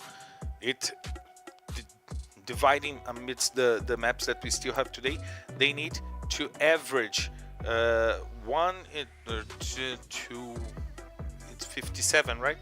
Did I said? I don't know. 57 or 56? If it is 57, then it's 19 points per map. That's what they need. Well, that's gonna be tough. That's tough, but doable. 19 points per map. That's really tough. 3 booyahs, they get it. That's nothing. 3 bullets, it's nothing. But the dominance that they had on the beginning of the season, they did more than once. They had 50 points in 1 half of the day. Maybe we're gonna see Fluxo getting back. My thing is, Marcelo's thing is... But you know why I do this? Why? Because we're clear to take off, Slash! Hey, no, we're not cleared. I had to pull the airplane back to the center, and we're almost clear to take off. Our control tower said to wait, and now we're clear to take off. So let's hit the sky! Just kidding. Ladies and gentlemen, from the flight R24D4 heading straight to Purgatory. This is your captain, Marcel Ferrantini, and Marcelo Copalisa invites you to loosen your seatbelts, fasten your boards, because it's time to drop, Isa! And for the 2nd Purgatory map of the day, we have a much more difficult airplane route, especially for the teams that need to go north, like Loud and Black Dragons Vasco. And Marcelo has kind of a disappointment face right now. I was checking the moment where I had to stop the takeoff. It was going through the stream at the same time, and I was checking it out. Shoutouts to Fabrício Segundo, shoutouts to Milan Gamer, Kevin MSD, São Paulino, Fabrício Segundo here with us, Fabiano Ramos saying you're beautiful, and he's proposing you right now. Oh my God, like on live stream. That's very romantic. That's very romantic. He's proposing on live stream. Really romantic. Now we see Garunidas trying to stop the great day that Loud is having here today. Lost just showed up the tip of his weapon by the wall, and Marreta saw it, and he is trying to run away, trying to go to the back of that storage house. And we see that Loud had a much more difficult pathway to Crossroads, that it's usually their drop call, so they fell on Marbleworks with God You Need This. This fight will have to go on because Loud does not get a way around to get out of there and go to Crossroads. But Noda actually already puts down Marreta. Now the shots are out. Noda will take Marreta, will get the first blood. While Kawan is on the floor, he will be helped over there. Junin was the one to put him down, and we see Loud players rotating to try to get a better spot for that fight. Kawan goes down finally on the hands of Junin once again. Jasper Judiel Vismanos asking for a shout-out for his friend. I don't know if I read this name because I don't know if there is a joke on the name. But Andy, shout-outs to Andy. Shoutouts to Mandarin FF. I don't understand your language, bro. I'm sorry, but shoutouts to you. Anyways, we see Garunidas now rotating, and Team Liquid heard the fire, heard the gunshots, and now they're trying to get to Marbleworks to start the fight once again, Isa. Yes, Team Liquid with a very good read of the game and probably predicting that Loud would have a bad pathway towards Crossroads, and Godinitas already has one player down, so it's going to be tough for them to get into a fight with a team with one less player. But right now, Junin making the exit out of the red house, and Team Liquid just making their advance. Junin, the smaller of the juniors, now giving up some space for Team Liquid. And if you guys want to check out the warm-up for LBFF, every round on the Portuguese broadcast, be our guests. Now the shots are out on Junin. Junin is forced to go outside, and Team Liquid will take the takedown. Will get the takedown on the player, and Junin will go down on the hands of MTS. He wants to be in the MVP list. He wants to be in the fight against Iago and Cias, but will get Mike to the floor. Kronos brings Kawan back into this battle, and Loud got a kill on Garunidas and then rotated to restart their game, while Garunidas chose to stay on the same spot. Now Rigby is forced to the edge of the map. He's being forced to the rope to go inside of the central island, and he can be targeted by Team Liquid. We see Rigby didn't take the rope over there, and Pedro Ares is now trying to find him, but he didn't see Rigby going down hills. Let's see if Team Liquid will find the last player from Garunidas. That's a very tough moment MTS for saw the leg. Garunidas. MTS saw the leg of Rigby, and now he's coming over. Oh my God, Rigby did not see He him. accepted his death. He said, okay. There's nothing I can do. Have you ever played hide and seek? Yeah.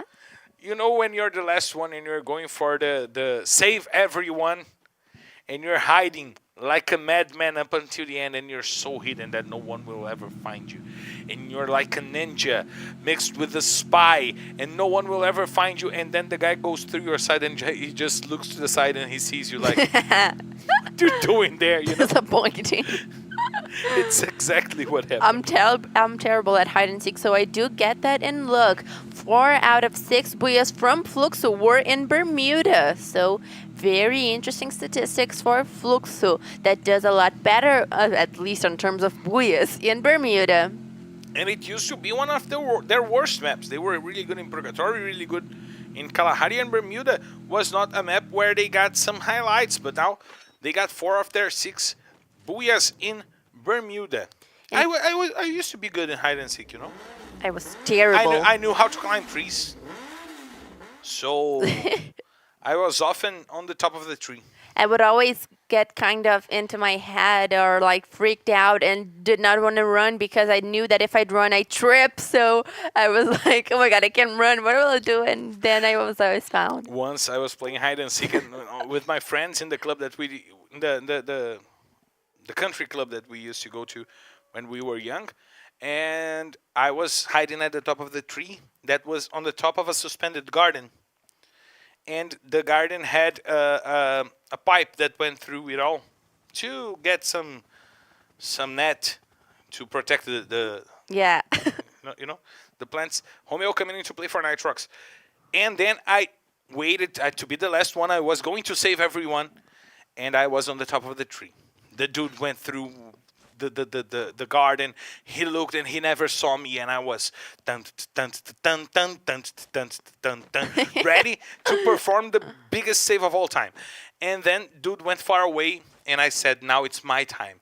I went down the tree, and then I knew I had to run really fast.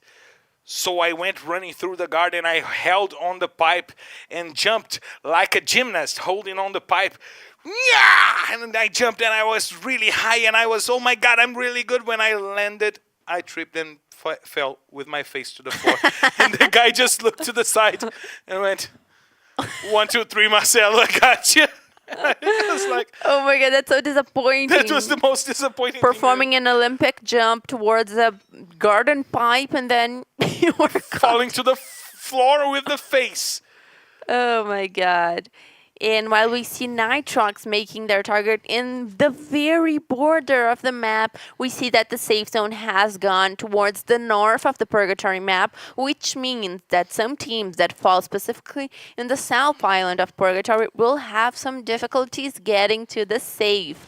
And we see also that we have 0-0 Nation and Cruzeiro already positioned in the field side. That is a strong position, and 0-0 Nation has landed some very good matches with this exact position. Now we see that Netshoes is going for the top of the hills. They want to be safe, but they want to have the high ground advantage.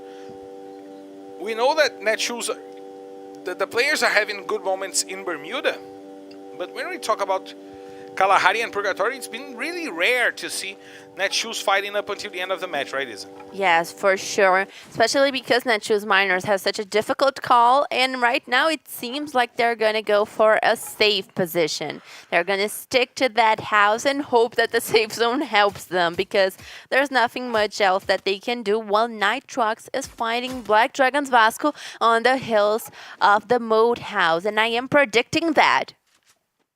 Okay. Mãe de Ná. Now we have Team Liquid on the top of the hills, and they might be caught by Loud.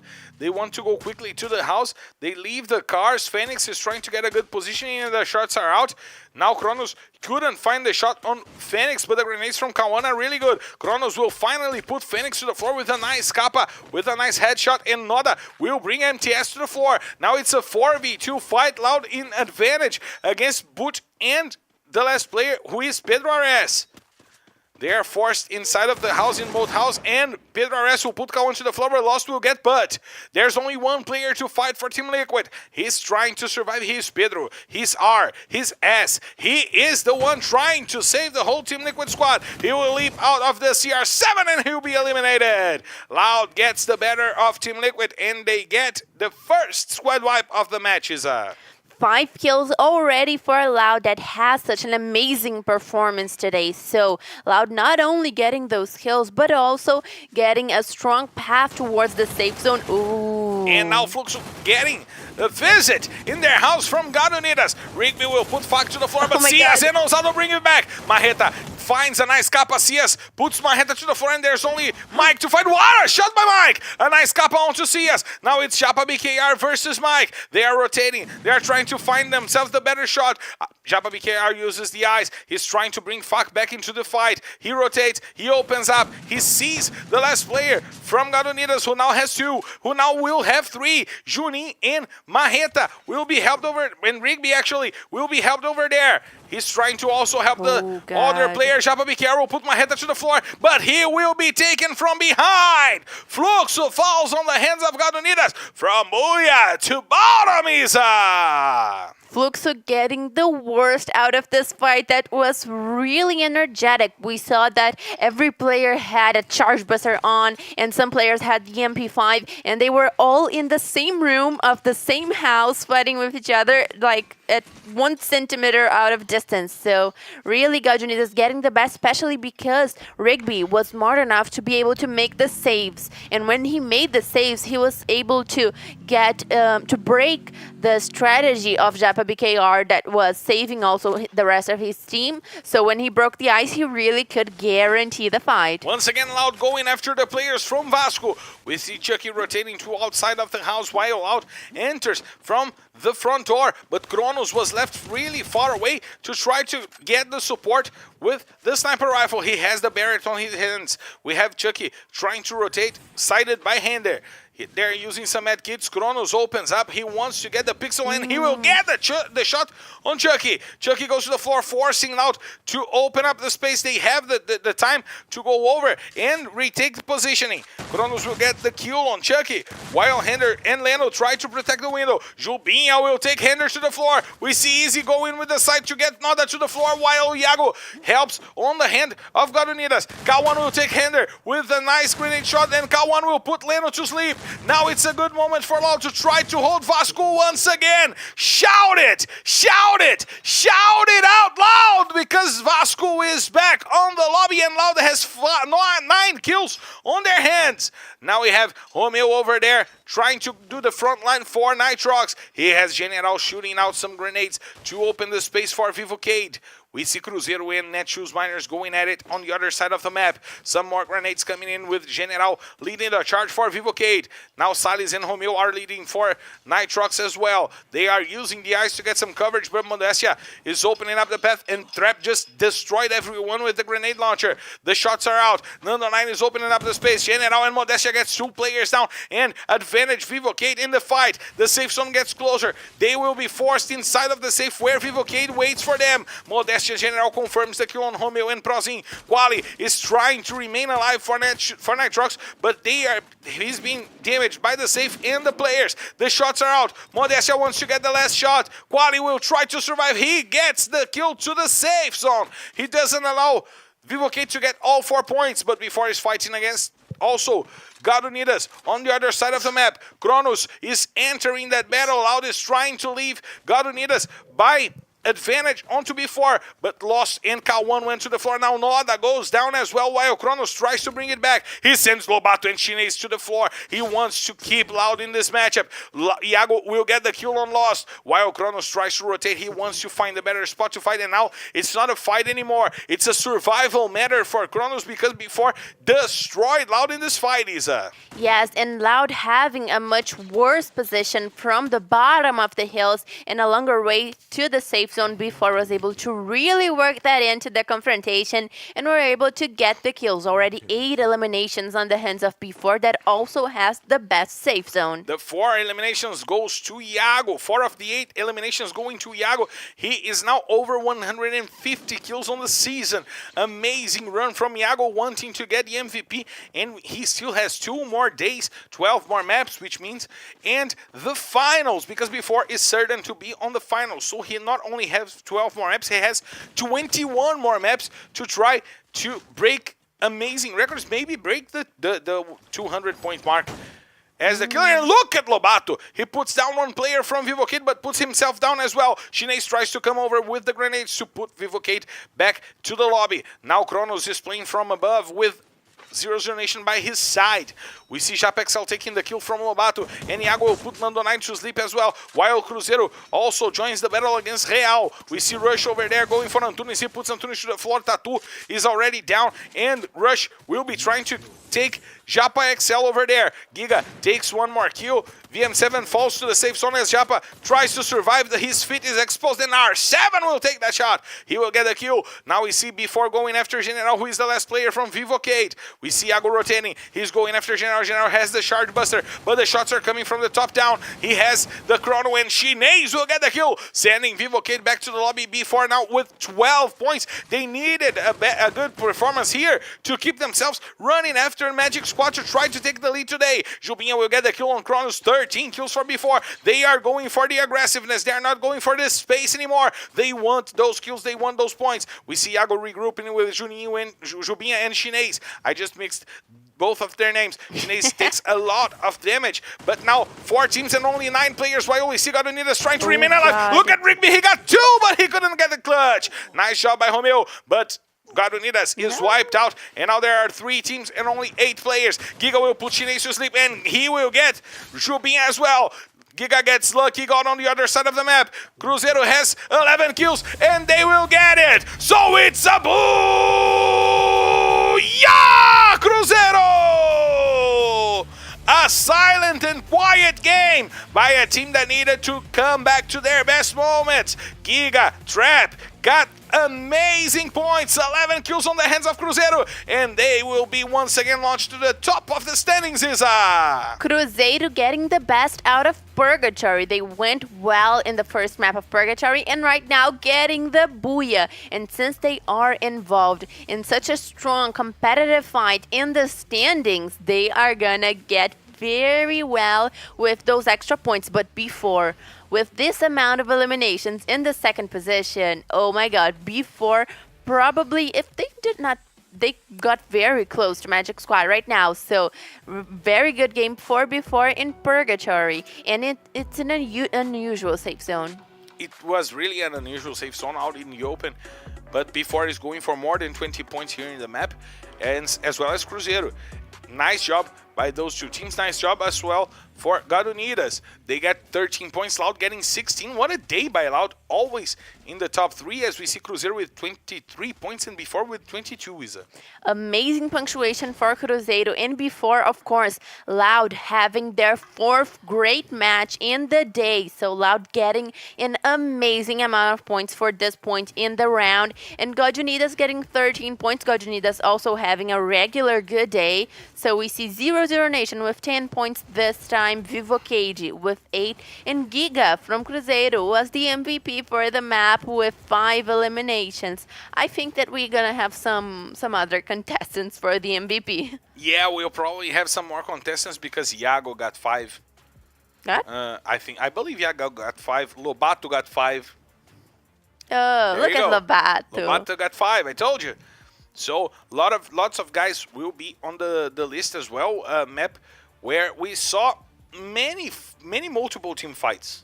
Yes, a lot of fights, This much different faster. safe zone. Yeah. This different safe zone forced a lot of teams together, right? Yes, much faster Purgatory. And of course, I did not expect Loud to go so well because they did not have a good way towards their drop call. So it really slowed them down, but still they did well. And we have on the 7th position, Real with 5 points, 8th position with Nitrox and Team Liquid with 3 points, Netshoes Miners with 2, Black Dragons Vasco badly with 1, and Fluxo 0 points. Look at Iago, also in the MVP list, 5 kills for him. CS better well. watch it. CS better start killing.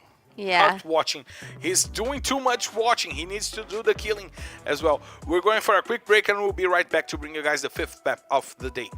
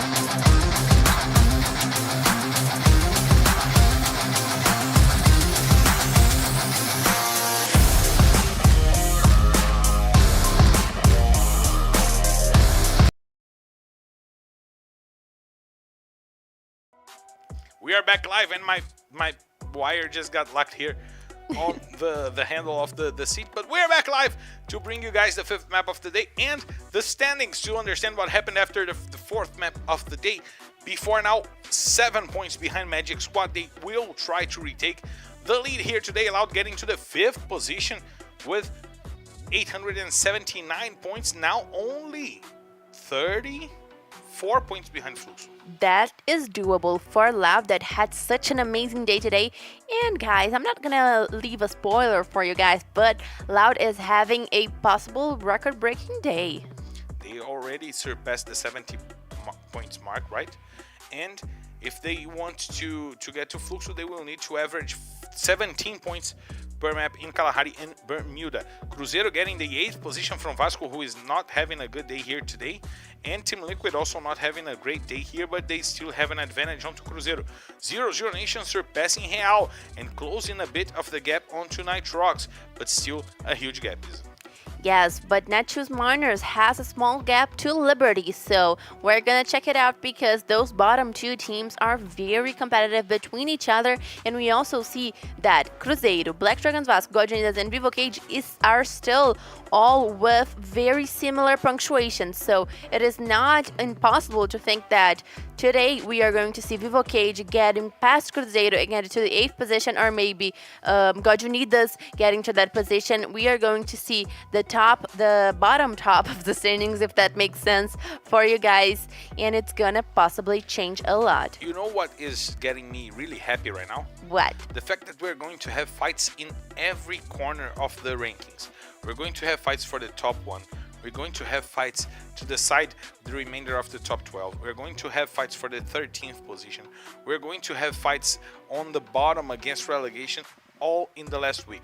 It's all really close, and it will all be decided on the last day, next Monday. From today, in 1 week, we'll have the final day of the regular season, and you guys need to stay tuned because we also have fights on the kill leaders list heading to the last week. We know that Iago is still on the lead with 153 points, but Cias is only 5 kills behind him. But look at MTS trying to get close. Gus tied with MTS with 134. Yesterday they took the 3rd position from MTS, and now MTS takes it back, but it's still a really tough fight. It is still a really tough fight, especially because we know that Cias can kind of go crazy and make 10 eliminations in one match, so there's nothing to doubt on here. But we see that Iago has built a good difference between him and Cias, knowing that he built a lot of eliminations to get to Cias in the first place. So however, if he didn't get the 5 kills that he got here in Purgatory in the past map, Cias would be tied with him. yeah. It's a 5 kill difference. And the difference between Iago and MTS is 19 kills. MTS got 28 last week. So, he's still on the run. Yes. He's still on the run. Especially depending on those last 2 maps of the day, we can see Cias getting back to the 1st position. We can see MTS getting closer to Cias. We can see a lot of things happening, and You can see a lot of things happening. And of course, counting on the fact that B4 is having a much better moment in the game, in the championship, than Fluxo. So it's going to be tough for Fluxo to really get back to that place. We saw them get the Booyah in Bermuda, but right now they depend on the 2 last maps to get not only the points, but also the MVP for Cias. But I need to ask you your bet quickly. We have 5 seconds. I'm going to go for Fluxo. Fluxo in Kalahari. I'm going to go with Nitrox. I'm gonna go with Nitrox, and our coordinator goes with Netshoes Miners for this Kalahari. He was bold. Netshoes Miners in Kalahari. He was bold. I respect that. I respect you. You were bold. Netshoes Miners in Kalahari, you were really bold, and we're having our engines already turned on. They are rolling. The airplane is already pressured, and we are clear to take off. So let's hit the skies. Ladies and gentlemen, from the flight R24 D5 heading straight to Kalahari. This is your captain, myself, Ferrantina, and my co-pilot Isa invites you to loosen your seatbelts, fasten your boards, Because it's time to drop Isa! And another very troll airplane route because the pilot is kind of mean today and making it especially hard for the teams falling on the left side of the Kalahari map to get to their drop calls. While we see from the aerial view some of the teams getting towards their current drop calls, we also see that some of the teams that did not get so privileged by the airplane route are gonna have some trouble. We see Cruzeiro. Trouble. Cruzeiro getting the blue zone and the playground in the Bayfront area, actually, as you guys call it, because here in Brazil it's playground, but if you guys check it as Bayfront, then Bayfront area. And that's what we're gonna see for the beginning of this map, Marcelo. We need to see what will go on. We see that Cruzeiro took that, and it's weird to not see Loud there. It's their usual drop call. Loud changed their drop call to Sanctuary in the beginning of the season. Of course, we were used to seeing Loud being very dominant for the Bayfront area during all of the splits that we have had for the LBFF so far. But this season, they started changing it to Sanctuary. So, interesting choice by Loud. Kalahari is not their best map at all, so maybe it was a bad choice. And the guys on the Portuguese broadcast are here on our casters group. We have Loiro coming in to play for Vasco in place of Chucky. But they're saying that everyone wants the Angelical code. And I must say, I have some Angelical codes. So, if we get 100 people here watching, I'm going to drop 2 codes. I'll drop one more. So 3 codes if you guys call your friends and we reach 100 people watching here with us. Changes also happening in before Lapa coming into play in place of Jubinha, the little Juba, the smaller of the Jubas. Yes. Once again, we are seeing this substitution for before Jubinha over Lapa, actually over Jubinha. So let's check out what they're able to guarantee for this Kalahari because they actually fell in the 12th position in the last map of Kalahari. So right now, let's see if before reestablishes their dominance over Refinery and gets a much better map on Kalahari because we know that they are competing for the leadership. It is important for them to get those 9 points that they need for a Magic squad. A trivia here, you know that there is a Lapa neighborhood in São Paulo, right? Yeah. And It's really close to here. Yeah, it's really close to here. And you know that there is a Lapa neighborhood in Rio de Janeiro. Yeah. And I gotta say that the Lapa in Rio de Janeiro is way more famous than the Lapa in São Paulo. Yeah, the Lapa in São Paulo is actually kind of a normal neighborhood. Yeah, it's an okay neighborhood, and Lapa in Rio de Janeiro is a touristical neighborhood. There is the Arcos da Lapa. Right, I've heard of that. And there is Circo Voador, one of the most traditional show places in Rio de Janeiro. And I gotta say, this Lapa from before is not Lapa from Rio de Janeiro. He's Lapa from São Paulo. Oh my god. He looks too cute to be Lapa from Rio de Janeiro. Oh god. Lapa is where the Bohemians are in Rio de Janeiro. The what? The Bohemians. The drunks. Oh. Oh. It's where the night happens in Rio de Janeiro. Right. And Lapa does not look like he... No, he looks like a really nice dude. He doesn't look like a degenerate drunk. Yes, that is true. Well, we are going to see what Lapa actually does because maybe he's going to make such a mess that you're going to say, well, he's Lapa from Rio de Janeiro. Let's see if he will make a mess and become Lapa from Rio de Janeiro. Now we have 0-0 Nation well posed by the edge of the mountain, by the hills. Over there as we see Honey and Lucky God with the bleach blonde hair saying that he is the best player of the team.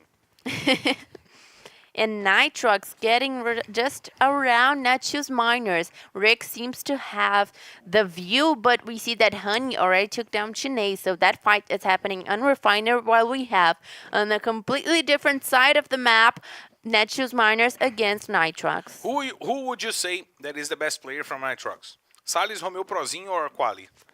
I'm gonna go ahead and say Prozinho. Look at who has the bleach blonde hair. It's Prozinho. Salles has highlights on the hair, but he doesn't have the bleach blonde hair. Prozinho has the bleach blonde hair. Well, Marcelo makes an extremely scientific and great point that it's completely undoubtable by any standards. No, if you paint your head, if you discolor your hair and get the bleach If I blonde do hair, that, can you I will be on get the one. LBFF? But you dye it. But But if I bleach it blonde, can I be on the LBFF, please? yes, your skill will improve a lot. So you'll probably be in Can I LBFF. play the LBFF, please? Please. You know, I almost bleached my hair blonde at the beginning of the season. Will you play the LBFF as the oldest player ever known to the The LBFF? history of of mankind. The grenade is good and K1 will take o trem. Now he opens up the space for Loud to rotate. He has Natividade by his sides and he will take Natividade to the floor as well. Nice job by K1 opening the fight for Loud to come over and try to take the whole squad from Netshoes Miners. Our coordinator is now sad because Netshoes was his bet. The grenade is on. Now K1 will be outside of the house looking for one more takedown. It's against o Trem, but Trem shows up and uses the Thompson to put K1 to the floor. Kronos will get Trem to the ground as well. Lost the top kill leader of the day is leading the charge now for Loud. He has Noda by his side. They open up and they are trying to find the remaining players of Netshoes Miners. K1 saw Broilo trying to run away to the Ascendment and he will get the shot. Lost is in an incredible day here today. 16 kills for him up until right now, and the Netshoes Miners are back to the lobbies. Netshoes Miners back into the lobby in the 12th position. Worst place possible for them to be at right now because they are in the relegation zone. So Loud still getting 3 kills, and this is the aggressive Loud that we have been seeing today. So let's check out how they will get to the safe zone because they are still inside of the gas. We are getting closer to 10 minutes in the map, and the safe zone is going to start shrinking in only 30 seconds. Loud, the best team of the day, and right now, currently, the best team of Kalahari here. They got the first booyah to open up the day, and they remained on the top 3 throughout mostly all of the day.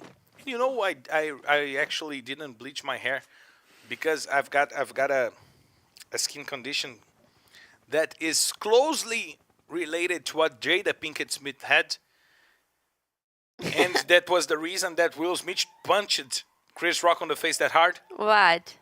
She has alopecia. No, but what do you have? I have psoriasis. Oh. And both of them are connected to emotional situations and anxiety and stuff. And they make your hair fall. But alopecia is way harder on the hair than psoriasis. So that's why Will Smith didn't take that joke from Chris Rock actually in a decent way and punched the hell out of Chris Rock. Yes, that is for sure. But right now, getting back, of course, to the match, because me and Marcelo always like to kind of go away. We bring you guys the gossip. Yeah. We bring you guys the tea. And we'll always bring you guys the tea. But now we have the safe zone showing where they will go. And look at Loud. They are not drop calling to the Bayfront area anymore, but they still rotate to the Bayfront area, Isa.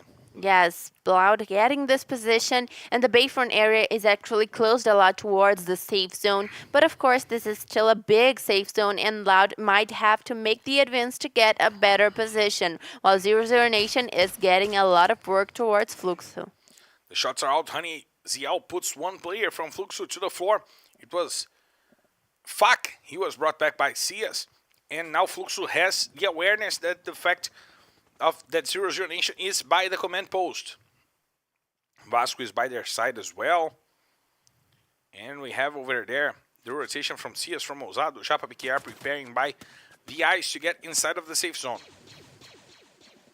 We have Gadonidas also by the side of the command post, but they are still quiet. And we see Team Liquid now trying to hold the rotation from Loud.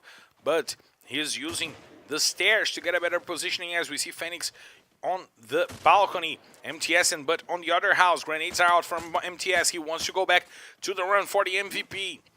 He rotates, he goes to the other side of the house. He will get together with Pedro Ares by the edge of the stairs. We see Loud using Lost to go as the frontliner for the fight. Pedro Ares is waiting for him, charging his Charge Buster. MTS has a grenade cooked on his hand. This could be a dangerous grenade for him, as Pedro Ares and Bud are trying to break the ice. Loud already knows that the players might be going down, but they have sights on Phoenix. Phoenix uses the ice. He was waiting for the grenade to be thrown to use the ice, but is trying to edge the house to find a better positioning with MTS. He uses the Skylar, breaks the ice, as Loud was preparing a lot of ice to get nice coverages for the rush. He forces two players. It was Kawan and Noda to the other house. They split Loud in middle, and this could be really good for Team Liquid, Isa. This could be really good for Team Liquid, and especially for MTS that is on the run for the MVP. And Loud getting to one more confrontation. They are not backing down today. Kronos is using the grenade to open up the space for him to go. He finds a nice shot onto Pedro Ares, but he was not that much damage. MTS will get Lost to the floor. He gets the kill on Lost, but not that takes Phoenix and bring the fight back to Loud. It's a 3v3 fight right now as Team Liquid tries to hold. MTS will put Kronos to sleep and he will get the kill, but was now sighted by Kawan. He also might have watched Kawan running. He heard the rush. Kawan comes over and Bud will try to take Kawan to the floor. He recharges the Charge Buster as Kawan rotates. He goes to the edge of the door. MTS will take Noda after. Noda puts Pedro Ares to sleep, and now he has the space to bring Pedro Ares back, and it's a 3v1 fight. Meanwhile, we have Cruzeiro fighting against B4. Iago is using the side to get a better positioning, but he's the last player remaining for B4. B4 was decimated by Cruzeiro, as we see Rush trying to find Iago over there. Loud will go down on the hands of MTS. Finally, a bad game by Loud. Rush is trying to find the shots out, but Iago took away, and he's not on the top of your house, man. Rush is getting kind of confused right now, but Iago's already on the other side of the map, but he was spotted, and B4 is gonna go for 2 bad maps of Kalahari. That is shocking. That is the most shocking thing that happened today. They weren't in the refinery. Yeah. This shows they are refinery dependent. Now we have Vivokate trying to lead the rush against Fluxo. Cias is using the ice to protect himself. We see Ousado and Fak rushing by the other side as Modestia opens up and sends 2 of them to the floor. Now there's only Fak and there's only Cias actually to fight for Fluxo. He's trying to hold himself by the ice. The rush is good. General has the space and he will send Fluxo to their back to the lobby. And you know what I saw, Marcelo? What? Fluxo was once again in the best safe zone possible, but they were not able to hold it in like they did not hold it in for the past Kalahari. We see that Fluxo is getting very, very interesting positions, but not being able to hold them up until the end game. I like the positioning from Hell. I gotta say, I like the positioning from Hell. They have a negative edge. They have the rocks to protect themselves. And they are inside of the safe zone. I really like that positioning from Hell if they don't give up this negative edge for themselves. Grenades coming out from VM7 trying to find Vivokate, but he just blinded himself. Me, Isa, our coordinators, everyone got blinded by that flashbang. Now, Hell has to rotate. They are going after Vivokate. They gave away that positioning because they want to go for the next safe zone. We see Team Liquid also rotating with Butt leading by the car. Nando9 trying to take them down. And him and Pedro Ares are getting to the better positioning right now. Phoenix and MTS are really far away from that fight. But Nando9 is the one who goes down. Japa XL put Nando9 down. And Real is going after Vivokate. They will destroy Vivokate. What a day that Real is having in Kalahari. Yes, but they are going to have to watch their back because there are a lot of teams trying to come in. Now Cruzeiro and Vasco are going at it, trying to find the best positioning. As Hender tries to rotate right now, they lost Easy, and they will have to use Hender to bring back Easy. Real will finally go down on the hands of Nitrox. Cruzeiro tries to go over. Hender will use the Charge Buster to put Trap to the floor. We see Giga using some med kits over there to be in the fight. Leno will put Giga to the floor. MTS takes Rush. MTS takes Hender. Team Liquid is coming in the battle as well. Leno steals the kill on Giga. And Trap is on the floor. He will be targeted as well. But we have only Loiro and Leno to fight for Vasco. As we see, God Unidas also getting into this battle. Marreta is leading, but he lost himself and took a shot to the head. Leno is trying to open up Juninho. He will put Juninho down as well, but Mike brings Leno and Loido to the floor. Vasco goes down in the 5th position. God Unidas is trying to bring Juninho back into this matchup. They have 3 players. They have to fight against Cruzeiro right now, who are in the same house where they are, but Cruzeiro has only 1 player and they will have to rotate. Team Liquid has 4 players still in this battle. They can be in the end of the match, and Team Liquid just lost MTS to the gas. Now we have God Unidas preparing, and Nitrox is still in this match. Mike just saw R7, he called for the Skylar skill, and he used the ice once again to get protection for him to rotate. The center of the safe zone is becoming a war zone. R7 will take Mike. Important kill for Cruzeiro. He just got shot down, but got an important point on Juninho. Nitrox finally goes down on the hands of Rigby, but opens up. He wants to go for the kill. Rigby takes the shot with the charge buster to put Boot to the floor. Now we see Team Liquid rotating with Pedro RS and Phoenix against Juninho and against Rigby. It's a 2v2 fight. Pedro RS, he uses the eyes. He rotates, opening up some space for Phoenix. Rigby is trying to leap his way through the other side to try to get to Team Liquid. It's a battle between God Unidas and Team Liquid by the end of the 5th map of the day. Juninho is over there trying to listen to where the players are rotating to, but Rigby takes front line. He will go after Pedro RS. He saw Pedro leaving through the left side of the house. He wants to go over. He's charging his charge buster. This could be a really dangerous shot if he takes onto Pedro, opening up to get the shot, but Pedro uses the eyes. Phoenix by his side. He's going after Juninho. Juninho will put Phoenix to the floor. Now there's only Pedro. What did he do? It's a booyah! God Unidas!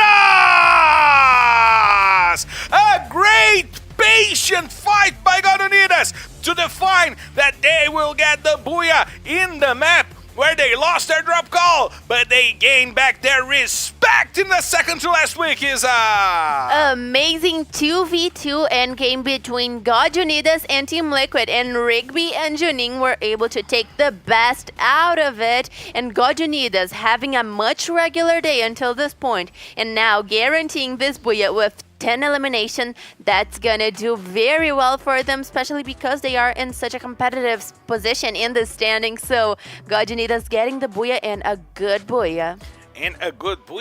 But we gotta point out 5 kills from MTS. Is still on the run. Let's check out the highlights that will be coming on the screen for you guys to understand how this rolled on, how the points happened in this map. Is because we might have some important changes on the table. Team Liquid was looking for a better positioning, and they will get the points to start the fight once again.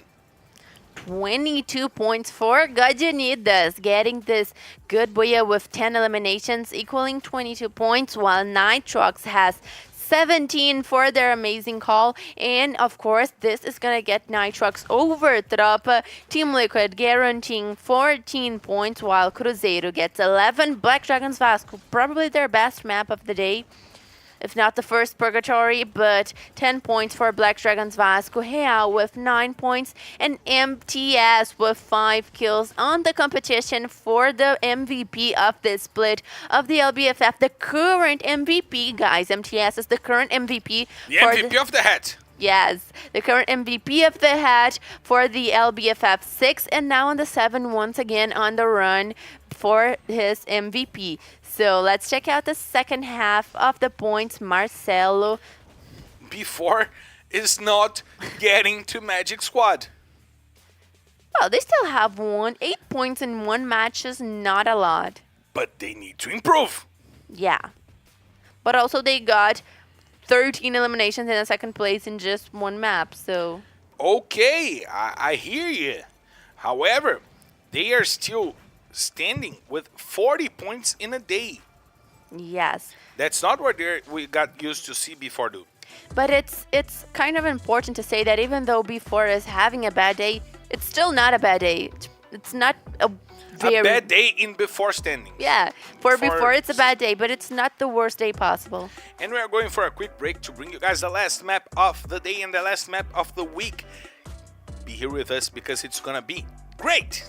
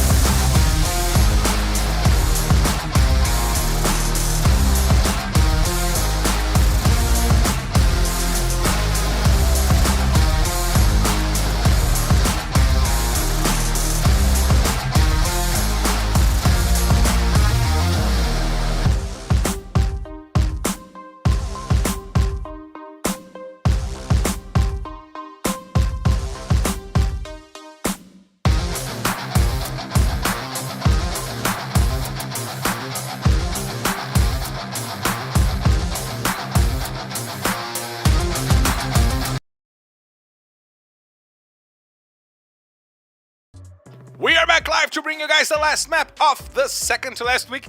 Of the second to last week, and we are going to check the standings for us to see how we're going to the last map. 6 points now behind B4 and Magic Squad. They are still in the second position. They had a lot of chances here today and they didn't take it. Fluxo 1 point behind Los Grandes. They need only 1 point to get. They need 2 actually, because Los Grandes has 13 booyahs and they have 6. More than double booyahs. Yeah. Loud also trying to join Fluxo on that run for the top 4. However, they are still 32 points behind Fluxo, and they will not go for 32 points in Bermuda. Yes, That or happened maybe already. they will. That happened already, but I don't believe so. Team Liquid leaping to the 6th position, now only 8 points behind Loud. This is possible. Yes. Yes.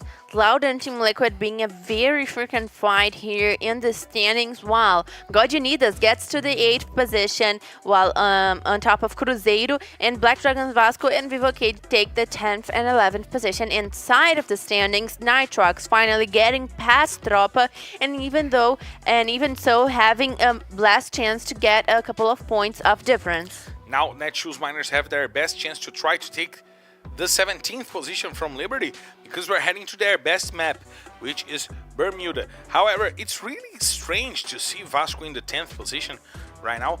We gotta remind you, 3 or 4 weeks ago, they were 1 point behind Fluxo on the lead. Yeah. Now they are fighting on the 10th position. They kind of lost the edge. Black Dragons Vasco really dived into the standings. They were not able to keep up with the performance that they were having in the first weeks. Even in the middle of the championship, they were still doing well. But right now, Black Dragons Vasco going through a rough patch, much like Fluxo, and we need to see something else, something more from those teams. Otherwise, they will not be able to get to the finals with that extra confidence, with that attitude. It seems that we're having a curse on the top. We had Fluxo taking the top and then being cursed and going back. We had Vasco on the top, then they being cursed and going to the back. We had B4 and Magic Squad also losing some of their edge. Some opportunities to really get past the first place. And losing some space. Cruzeiro got to the top, lost the edge. Everyone who gets to the top is getting cursed right now. There's someone doing like this, like Dunhausen, going after the teams that go to the top. It's probably Los Grandes and Liquid that I was going to say it's probably Marcelo making the jinx on those teams. Dunhausen. Now going for the curse onto the teams as well. Go for a curse. Do a curse. I'm going to curse right now on this map. Who you're cursing and who you're betting? I am cursing on B4 because... You're cursing on B4. And I am But betting... you need to do this to curse. I'm cursing on B4. This. I'm cursing on B4, and I am betting on Netshoes Miners because I want to see them get out of the relegation zone. I am cursing... I am cursing... Team Liquid, because they already got to a good position and their win or their loss wouldn't matter a lot. And I am betting on Real. Who you betting, coordinator? No, she got Netshoes. Copy. You're going with Loud, opening and closing with the Booyah. That would be good. Okay, because they're clear to take off, so let's hit the skies! Ladies and gentlemen, from the flight R24D6 heading straight to Bermuda, this is your Captain Marcel Ferrantini, and by my side, my co-pilot Isa invites you to loosen your seatbelts, fasten your boards, because it's time to drop, Isa! And last map of the day, and of course, as always, the pilot is pretty mean today because Real, to get to Sentosa, will have a long way around them, while we see the teams that fall on the left side of the map really having a much easier job getting to their drop calls. And of course, this is the last map of the day, Bermuda being the battlefield, so some of those teams having the last chance to save their day. Some of those teams like Black Dragons Vasco having a historically bad day right here. So let's check it out, what those guys are going to be able to do, while our bets, Real, forgot the team you bet on. I bet on Real, you bet on Netshoes. That's you. You're just insane, girl. And our coordinator bet on loud. Right, how loud the Netshoes Miners, our bets are gonna be on the top 3 of the map, while B4 My Curse is gonna inevitably fall in the 12th position and bringing Jubinha back to the squad. So that's bad news for Jubinha. The smaller of the Jubas is being jinxed right now. Shoutouts to João Pedro Games. I love your name. João Pedro Games. RG Gripan, always here with us. FL4 Toxic, also here with us. Paulo is here today. Great name. Paulo. FFYT also here with us. Shoutouts to everyone watching here today. And if you guys manage to get to 100 people here, 3 Angelical codes will be on the chat. 3. Not 2, not 1. 3. It's more than 2 and less than 4. 3. Yes. Very, very descriptive, Marcelo. Thank you so much. How many numbers are there in between 4 and 2? 1. Infinite numbers. Infinite numbers. You have the But we're radicals, you talking have about XZ. the complex that numbers. was a trick question. There you see. He They're tricked clapping me. for my knowledge of math. He tricked me. They're clapping for my knowledge of math. And there we have Fluxo once again taking peek to themselves and already rotating to Cotatua, Isa. Yes, Fluxo already making very quick rotations to extend their lead to Catatua. And of course, Fluxo had their best match today here on Bermuda, getting the Booyah. So let's check out if Fluxo might get the double Booyah and if Cias might get the miracle done, the miracle that only Cias can do to get back to the top 1 in the MVP rankings. While we see 00 Nation getting to the McDonald's, as we like to call it here in Brazil. Those red houses are the McDonald's because they look like McDonald's. Nobody wanna see us together. Because CS kills a lot of people, so nobody wanna see us together. Together, yeah. See us together. Yeah. Together with who? But it don't matter, no. I love Akon. I gotta say I love Akon. And I really love Akon. Who sang that? Was it you or was it our... No, it was the broadcast. Oh. It was the broadcast. But it kind of matched your tone of voice. Akon. Or the The ha-ha-ha. No, it was actually the broadcast. But it matched. With But your it was singing. not me. But it matched. But I was talking about Akon. But it matched. Don't you like Akon? I like Akon. Akon is great. Lonely, I'm Mr. Lonely. I love this song. I have a Body, how am I You can sing that when one of the squads gets only one player left. I used to do it. I don't know why I stopped. But I used Oh to do no, it. I gave Marcelo a terrible idea. Now we see Salles by the top of the hill. He is actually lonely, but he's being joined by his friends. They are coming to try to get to the edge, to get to the top over there in Cotatua. And once again, Nitrox going for that open space positioning in Cotatua. That didn't work well for God Unidos on the first map, and they are doing the same. Yes, let's check it out because Nitrox getting to the hills will have to make an amazing mark, an amazing target out of every single team, out of every single way that can come to those hills. Otherwise, they will lose their position and be completely sandwiched throughout the hills. We know that this position is very interesting, but still, it's very hard to keep. And Fluxo is betting once again in the same position that they got the Booyah. They are in that L house down Catatua, which probably means that the safe zone is very likely to what the first Bermuda was. And that also means that we are going to see a lot of teams betting on the same position, especially the teams that did well. And I want to see if Netshoes Miners, since everything is so deja vu for the second Bermuda, I want to see if Netshoes Miners is going to get the Booyah once again.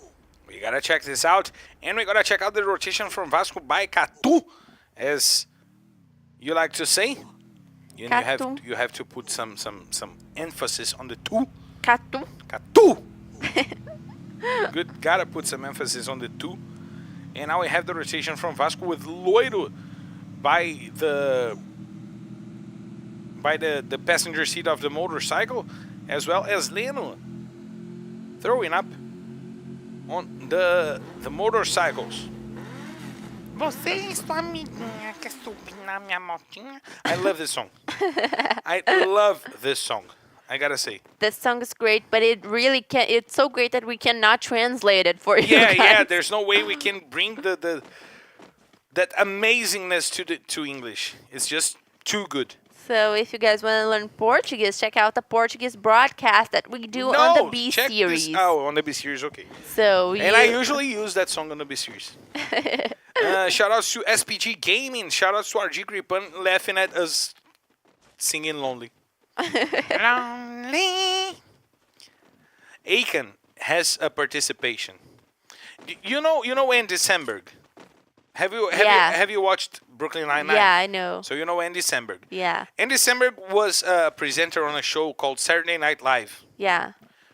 And when he was a presenter of Saturday Night Live, he created a duo with one of the other presenters of the Saturday Night Live called Lonely Island. It's a hip-hop duo of stupid and funny hip-hop. But their stupid and funny hip-hop was well produced, and they had feats that were amazing. They had a song with Akon that I can't say the name here. It's just an incredible song. I'm gonna show you later. That has Jessica Alba and Blake Lively on the video clip with Akon singing, and it's an incredible song. I'm going to check it out after the broadcast. And of course, someone who's really watching it out is Black Dragons Vasco, completely sandwiched between 00 Nation and Netshoes Miners. Now the shots are out. The first player is down from 00 Nation. It's 1-9. Now Hender is going for the front line. Hender not having a great day here today. And Vasco seems to be already taking off, not wanting to fight, not wanting to engage into this battle. And this Bermuda map starts slowly as we're watching the other two maps develop, isn't it? Yes, and of course we see that Black Dragons Vasco has an interesting position, but they need to be able to hold it.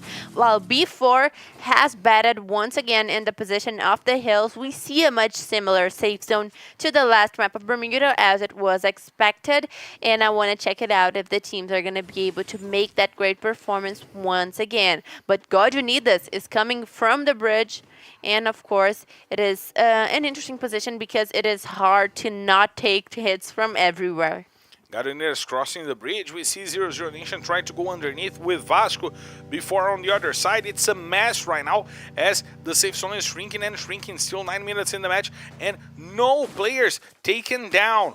Now the fight is finally on. God Unidas left the cars at the middle of nowhere, and they are trying to go to the watchtower where the other players from God Unidas are right now. But Chinese is trying to hold the players from Vasco. The FFX also take Hender, but easy. Brings it back, sends Lobato to the floor, but Hender goes back to the lobby on the hands of the FFX. Chinese will get the kill on Leno as well, and the shots from Iago are going on to the player of God Unidas. Modestia will put Juninho XL to the floor, and 00 Nation destroys PD Vasco, who goes back to the lobby with no points once again. Is in Bermuda, as you pointed out, the team in the top 12 with the most 0-point maps in the run. Maybe at all. I'm really saying this. Maybe at all, Black Dragons Vasco is the team that has the most matches with 0 points because they are so much 8 or 80 like we say here in Brazil. So let's check it out because the other teams are still all full, all alive and ready to fight while Netshoes Miners is targeting 00 Nation.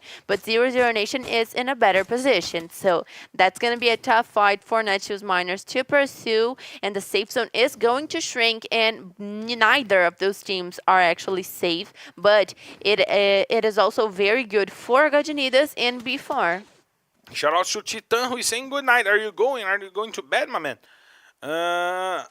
We have here Lucky God trying to rotate, trying to find the best spot here by the edge of the safe zone, as we have Cruzeiro trying to go in, Netshoes Miners also trying to go in, leaving the region of Peak. We see Loud coming from the north, as well as Team Liquid. They might find each other in a battle. We see Real also coming from the east, trying to get a better positioning. They will have to leave Poshinok. They will have to leave Mars Electric. Lots of teams rotating from the west to get inside of the safe zone. We see o tThe now for scouting for Netshoes Miners, while Broilo might get in trouble because he's really close to Cruzeiro by the edge of Poshinok, Isa. Yes, and the Pushnok area is very crowded for the teams that need to get out of there. So Netshoes Miners, Cruzeiro, and 00 Nation are all gonna have clear view of each other as they try to get to advance towards the safe zone. And Netshoes Miners, Rick is already trying to make this advance, but he's taking serious hits from the guys from Cruzeiro. And Vivo Cage has the upside view from all of that. Now we have over there the players rotating to inside of the safe zone. We have Cruzeiro rotating in. We have our 7 and Trap being put to the floor. Look at Honey getting 2 kills and 1 takedown on Rush. Now there's only 2 players from Cruzeiro. They had to rotate through the open, and 00 Nation punished as hard as they possibly could. What the aim from Honey ZL, putting down 3 players, and now Giga goes down as well. There's only Rush to try to survive for Cruzeiro. Honey ZL will put Modestia to the ground as well. One more grenade coming over, trying to take the Cruzeiro players to the floor. Giga was brought back, and now the Rush coming in. Dudu FFX puts Rush to the floor, and he will hold on the Charge Buster to try to get Giga. Giga is using almost all the ice possible in the planet. He's using some of the ice walls that are present in the Arctic Circle. Now he will finally go down on the hand of Dudu FFX, who got 4 kills in this battle. Now we have Team Liquid dealing with Loud. Lost is doing a great job, and he might be the one holding. The players from Team Liquid MTS is on the floor. We have Pedro RS and Phoenix is still on the fight. SK1 will finish off MTS, but Phoenix takes Noda to the ground. He will try to get an advance on the players of Loud. Lost is over there. He sees the players from Team Liquid trying to rotate inside of the house. Rick goes down because of the safe zone. Kronos will take Phoenix to the floor. He will get the kill, and Rick has the triple on the players from before, but tThe will finally go down, and Iago gets the kill to send Netshoes Miners back to the lobby in the 9th position. We have Nitrox dealing with how Team Liquid goes down on the hands of K1. Once again, Loud starting well in the map, in the battles of a map. Now we have Prozin rotating, trying to find the edge on the ices on the players of Nitro, of Real. We see VM7 waiting. Romeo will go down on the hands of tThe. He gets the first takedown. VM7 opens up to break the ice, and Quali will go to the floor. Japa XL gets the kill, but Prozin and tThe are fighting each other. Prozin will go down. tThe is still in this battle. We see Real taking the best of the players from Nitrox. tThe will get the kill on Prozin. He will try to confirm the one on Quali. Japa XL takes it. Lobato will get the kill on Salis, and Real was left empty-handed on that last player. However, they know that they will have to fight before.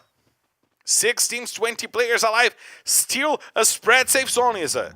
Yes, 6 teams alive inside of this small safe zone, and Real going for another good match, but still before making heavily targets out of Real in the center of the safe zone. Before holds the best position, and I'm looking forward to seeing how the other teams are going to handle it, because Real apparently is not. They are not handling before. Iago already with 3 kills, trying to open up the gap against CS. General just killed himself with the grenade launcher. He hit the foot of the watchtower, where God Unidas is also by the same place. Chinese will take Modestia to the floor. Lots of shots coming to that same watchtower where Vivo Kate and God Unidas are. Loud is coming from the north, and they will have a good position to try to go inside of the safe zone. We have tThe waiting for the players from before to rotate. He might surprise the players from before, but now they are engaging against Loud. tThe will go down to the safe zone. He will not have the time to surprise the players from before, but Kronos takes Iago. He takes Juninho XL as well. The Warlock opens up his toolbox, and he starts taking players down to the side. Now the rotation is good. K1 will go to the floor. They will have to rotate through the open, and we see that there are Vivocate players still by the edge of the safe zone, might be taking the fight through the sides. We have 4 teams and 14 players still in the matchup, which means that only 2 players are not in the battle. We have Kronos trying to find the spot, trying to find the place to fight against before. Noda, he rotates. He knows that Vivocate is coming from the top down.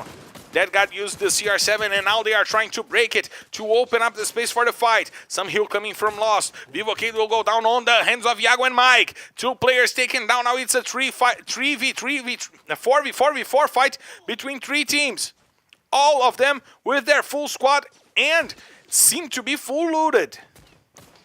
Yes. Leonidas starts going down, but Shinez and Jubinha sends those 2 players down. That will steal one of those kills onto Mike. Loud wants to get some more points. What a great day by Loud right now. They want to be in the end of the match. They want their double booyah here today. The shots are out. Lobato will put Marreta to sleep. Once again, before starting well the fight, Juninho will bring Iago to the floor. Now Loud has the numbers advantage in the battle. Rigby will put Jubinha to sleep. Only 2 players remaining. 4v4 before goes down. K1 gets the 2 kills. They will go over and try to take the players from God Unidas. There are only 2. It's a 4v2 fight favoring Loud. They can go for the double booyah here today. The shots are out. They are trying to get to the trees. They know that Rigby is dealing the front line. Rigby and Juninho open up really good, but K1 take Rigby to the floor. Now it's a 2v1. Juninho has to hold on. He wants to take over and he will not be able to. So it's a boo! Loud! The double booyah came, and they shouted the louder that they could. Throw up the L because Loud got the double booyah. Here is a... What a face from Loud that came from the bottom of the standings towards the very top. What a moment for Loud, getting so strong, so close to the finals and guaranteeing another booyah today. So amazing performance for Loud that is coming for a completely groundbreaking round. They needed 32 to get to Fluxo. They got 21, which means that we are going to the last round with Loud in the 4th position and 11 points behind Fluxo. Loud is now fighting for the top 3. Loud started the season fighting against relegation. The highlights are on the screen to confirm the 21 points. They are fighting for the top 3. They were fighting against relegation, Isa. What an amazing run by Loud. I'm sure that the fans that were so disappointed in the beginning of the season are really getting. And what an amazing run by the team itself as a way to adapt to the metagame, as a way to evolve and to not let the first weeks of the championship get to them. So right now, Loud with 21 points in the 1st position, 5 kills for K1, and before getting 18 points alongside with God Unidas getting 14, Real getting 10 points, nice punctuation for Real, Vivocade getting 8, 0-0 Nation with 6 alongside with Fluxo and Nitrox, and Netshoes Minus with 4, Team Liquid with 3 points for this map. MTS almost got it, but 0 points for Cruzeiro and Black Dragons Vasco. Once again, very disappointing day. Fluxo with 6 points. Now it's a 17-point difference between Fluxo and Loud. Incredible run by Loud. What they are doing in the second half of the season, this is what a long season allows, okay? This is a longer season and it allows teams to come back from the bottom, and Loud took the best of it. Yes. They came from the actual bottom. They were in the 18th position to finish off week number 2, if I'm not mistaken, and they came back with an incredible job. Let's check out who was the MVP of the day on the screen for you guys. It's Lost. 18 kills for Lost. Almost 7,000 damage. 3 assistances, but he's a rusher. He doesn't get the assists, get the kills. Yes. Lost getting 18 kills for this day, which is an amazing amount of points, and 38% of the kills of his team. That is an amazing percentage as well. But Loud has played amazingly today as a whole. Of course, Lost seems to be fitting in better and better to this team, which is something that we did not see in the beginning of the season, and making it a lot more surprising. And for the surprise of no one, let's check out who was the team of the day. Which was the team of the day? It was 94-point Loud. Oh my god, 94 points. That took them that was a gigantic leap in the standings. Of course, 44 points in Purgatory, their best map, 18 in Kalahari, their worst map, and you see a clear difference from that. Bermuda with 32, a very regular good map, but we see Lost with 18 kills, K1 with 14, Noda and Kronos with 8. Not very balanced, but still a good amount of eliminations for all players. 48 kills for them. If I'm not mistaken, this is the record. It's 49 for Fluxo. It was 49 from Fluxo. I believe it was 47. No, it was 49. We are going to check this out. But we are going for the highlights of the day to see who followed Loud on the standings. God Unidas, 73 quiet points for God Unidas, 63 for Cruzeiro Isa. MTS 15 kills. Great for MTS. That's going to take him a little further away in the MVP rankings. While we did not say a lot about them, but God Unidas had a great day today. Great day. And before, even though they are not appearing as the most points, they still have 33 kills. So as Marcelo said, it's important to highlight that before really came into with a different posture, with an aggressive posture for this day. And of course, it did not work so well. Did not work that well indeed. And we gotta check out the standings to see how we're going to the last week of the regular season of LBFF. The most important week is coming over. B4 takes the first position finally from Magic Squad, but only 12 points ahead of MGS. Fluxo goes to 921 points, taking the spot from Los Grandes, and the difference between Fluxo and Loud is only 17 points. Yes, a very small difference between Loud, Los Grandes, and Fluxo. So all of those teams can still compete for the top 3, while we see God Unidas getting past Corinthians by the number of Buyas, and still a very competitive standings that will only be sorted out next week.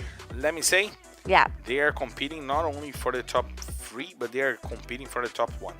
They still have 2 days, and if before a Magic Squad don't open up their eyes, Los Grandes and Loud are coming with the knife on their mouth for the top. We gotta say, Netshoes Miners had the opportunity to leave Liberty in the last position for the beginning of the last week. They did not get to it. They are still on the bottom as well. Netshoes Miners still on the last position. Let's check out the kill leaders list to see how he finished off. Yago now 9 points ahead of Cias, and MTS 9 points behind Cias. So, 2 players now sandwiching an 18-point difference between themselves with Cias on the half. Yes, and very important end of the day, of course, because ending the week, all teams and all players have the same amount of matches played. So we see that Cias, Yago, and all of the standings, this is what matters the most. So we are getting to the last week with this picture. And, of course, we have Gus and Vitinho XP doing an incredible job, but still, they can... Gus can still go, Vitinho XP can also go, but it's a little tougher for them to try to get to the first place. And of course, if you guys want to follow us on our social media, know everything that is going to happen on the last week of the regular season, follow us at FF Esports BR, follow me at Marcelo Ferrantini, follow Isa at Isa13X, and we gotta check out how the last week will happen, Isa. We have the schedule for next week coming up for you guys. On Saturday, we have my favorite confrontation, groups B and C going at each other at 1 p.m., the usual Saturday time that we have here. On Sunday, groups A and B, your favorite matchup going on at 1 p.m. And of course, on Monday, we have groups A and C closing out the first half, the first phase of the season, the regular phase, and we'll know who will be on the finals, who will be relegated, who will be on the access group, and everything that is going to happen on the grand finals, right, Isa? Right, and I am so excited to check out what's gonna happen next week because it is so decisive. But I'll catch you guys in the next week, Saturday. I will be waiting, and we are gonna find out together. Be waiting. Really good to be once again with you by my side. Really good to be with you guys once again watching us, and we'll be back next Saturday to bring you guys the last week of LBFF Season 7 before the grand finals. I'll see you there from the sky because we're clear to take off. So that hits the skies and it's time to drop. I see ya.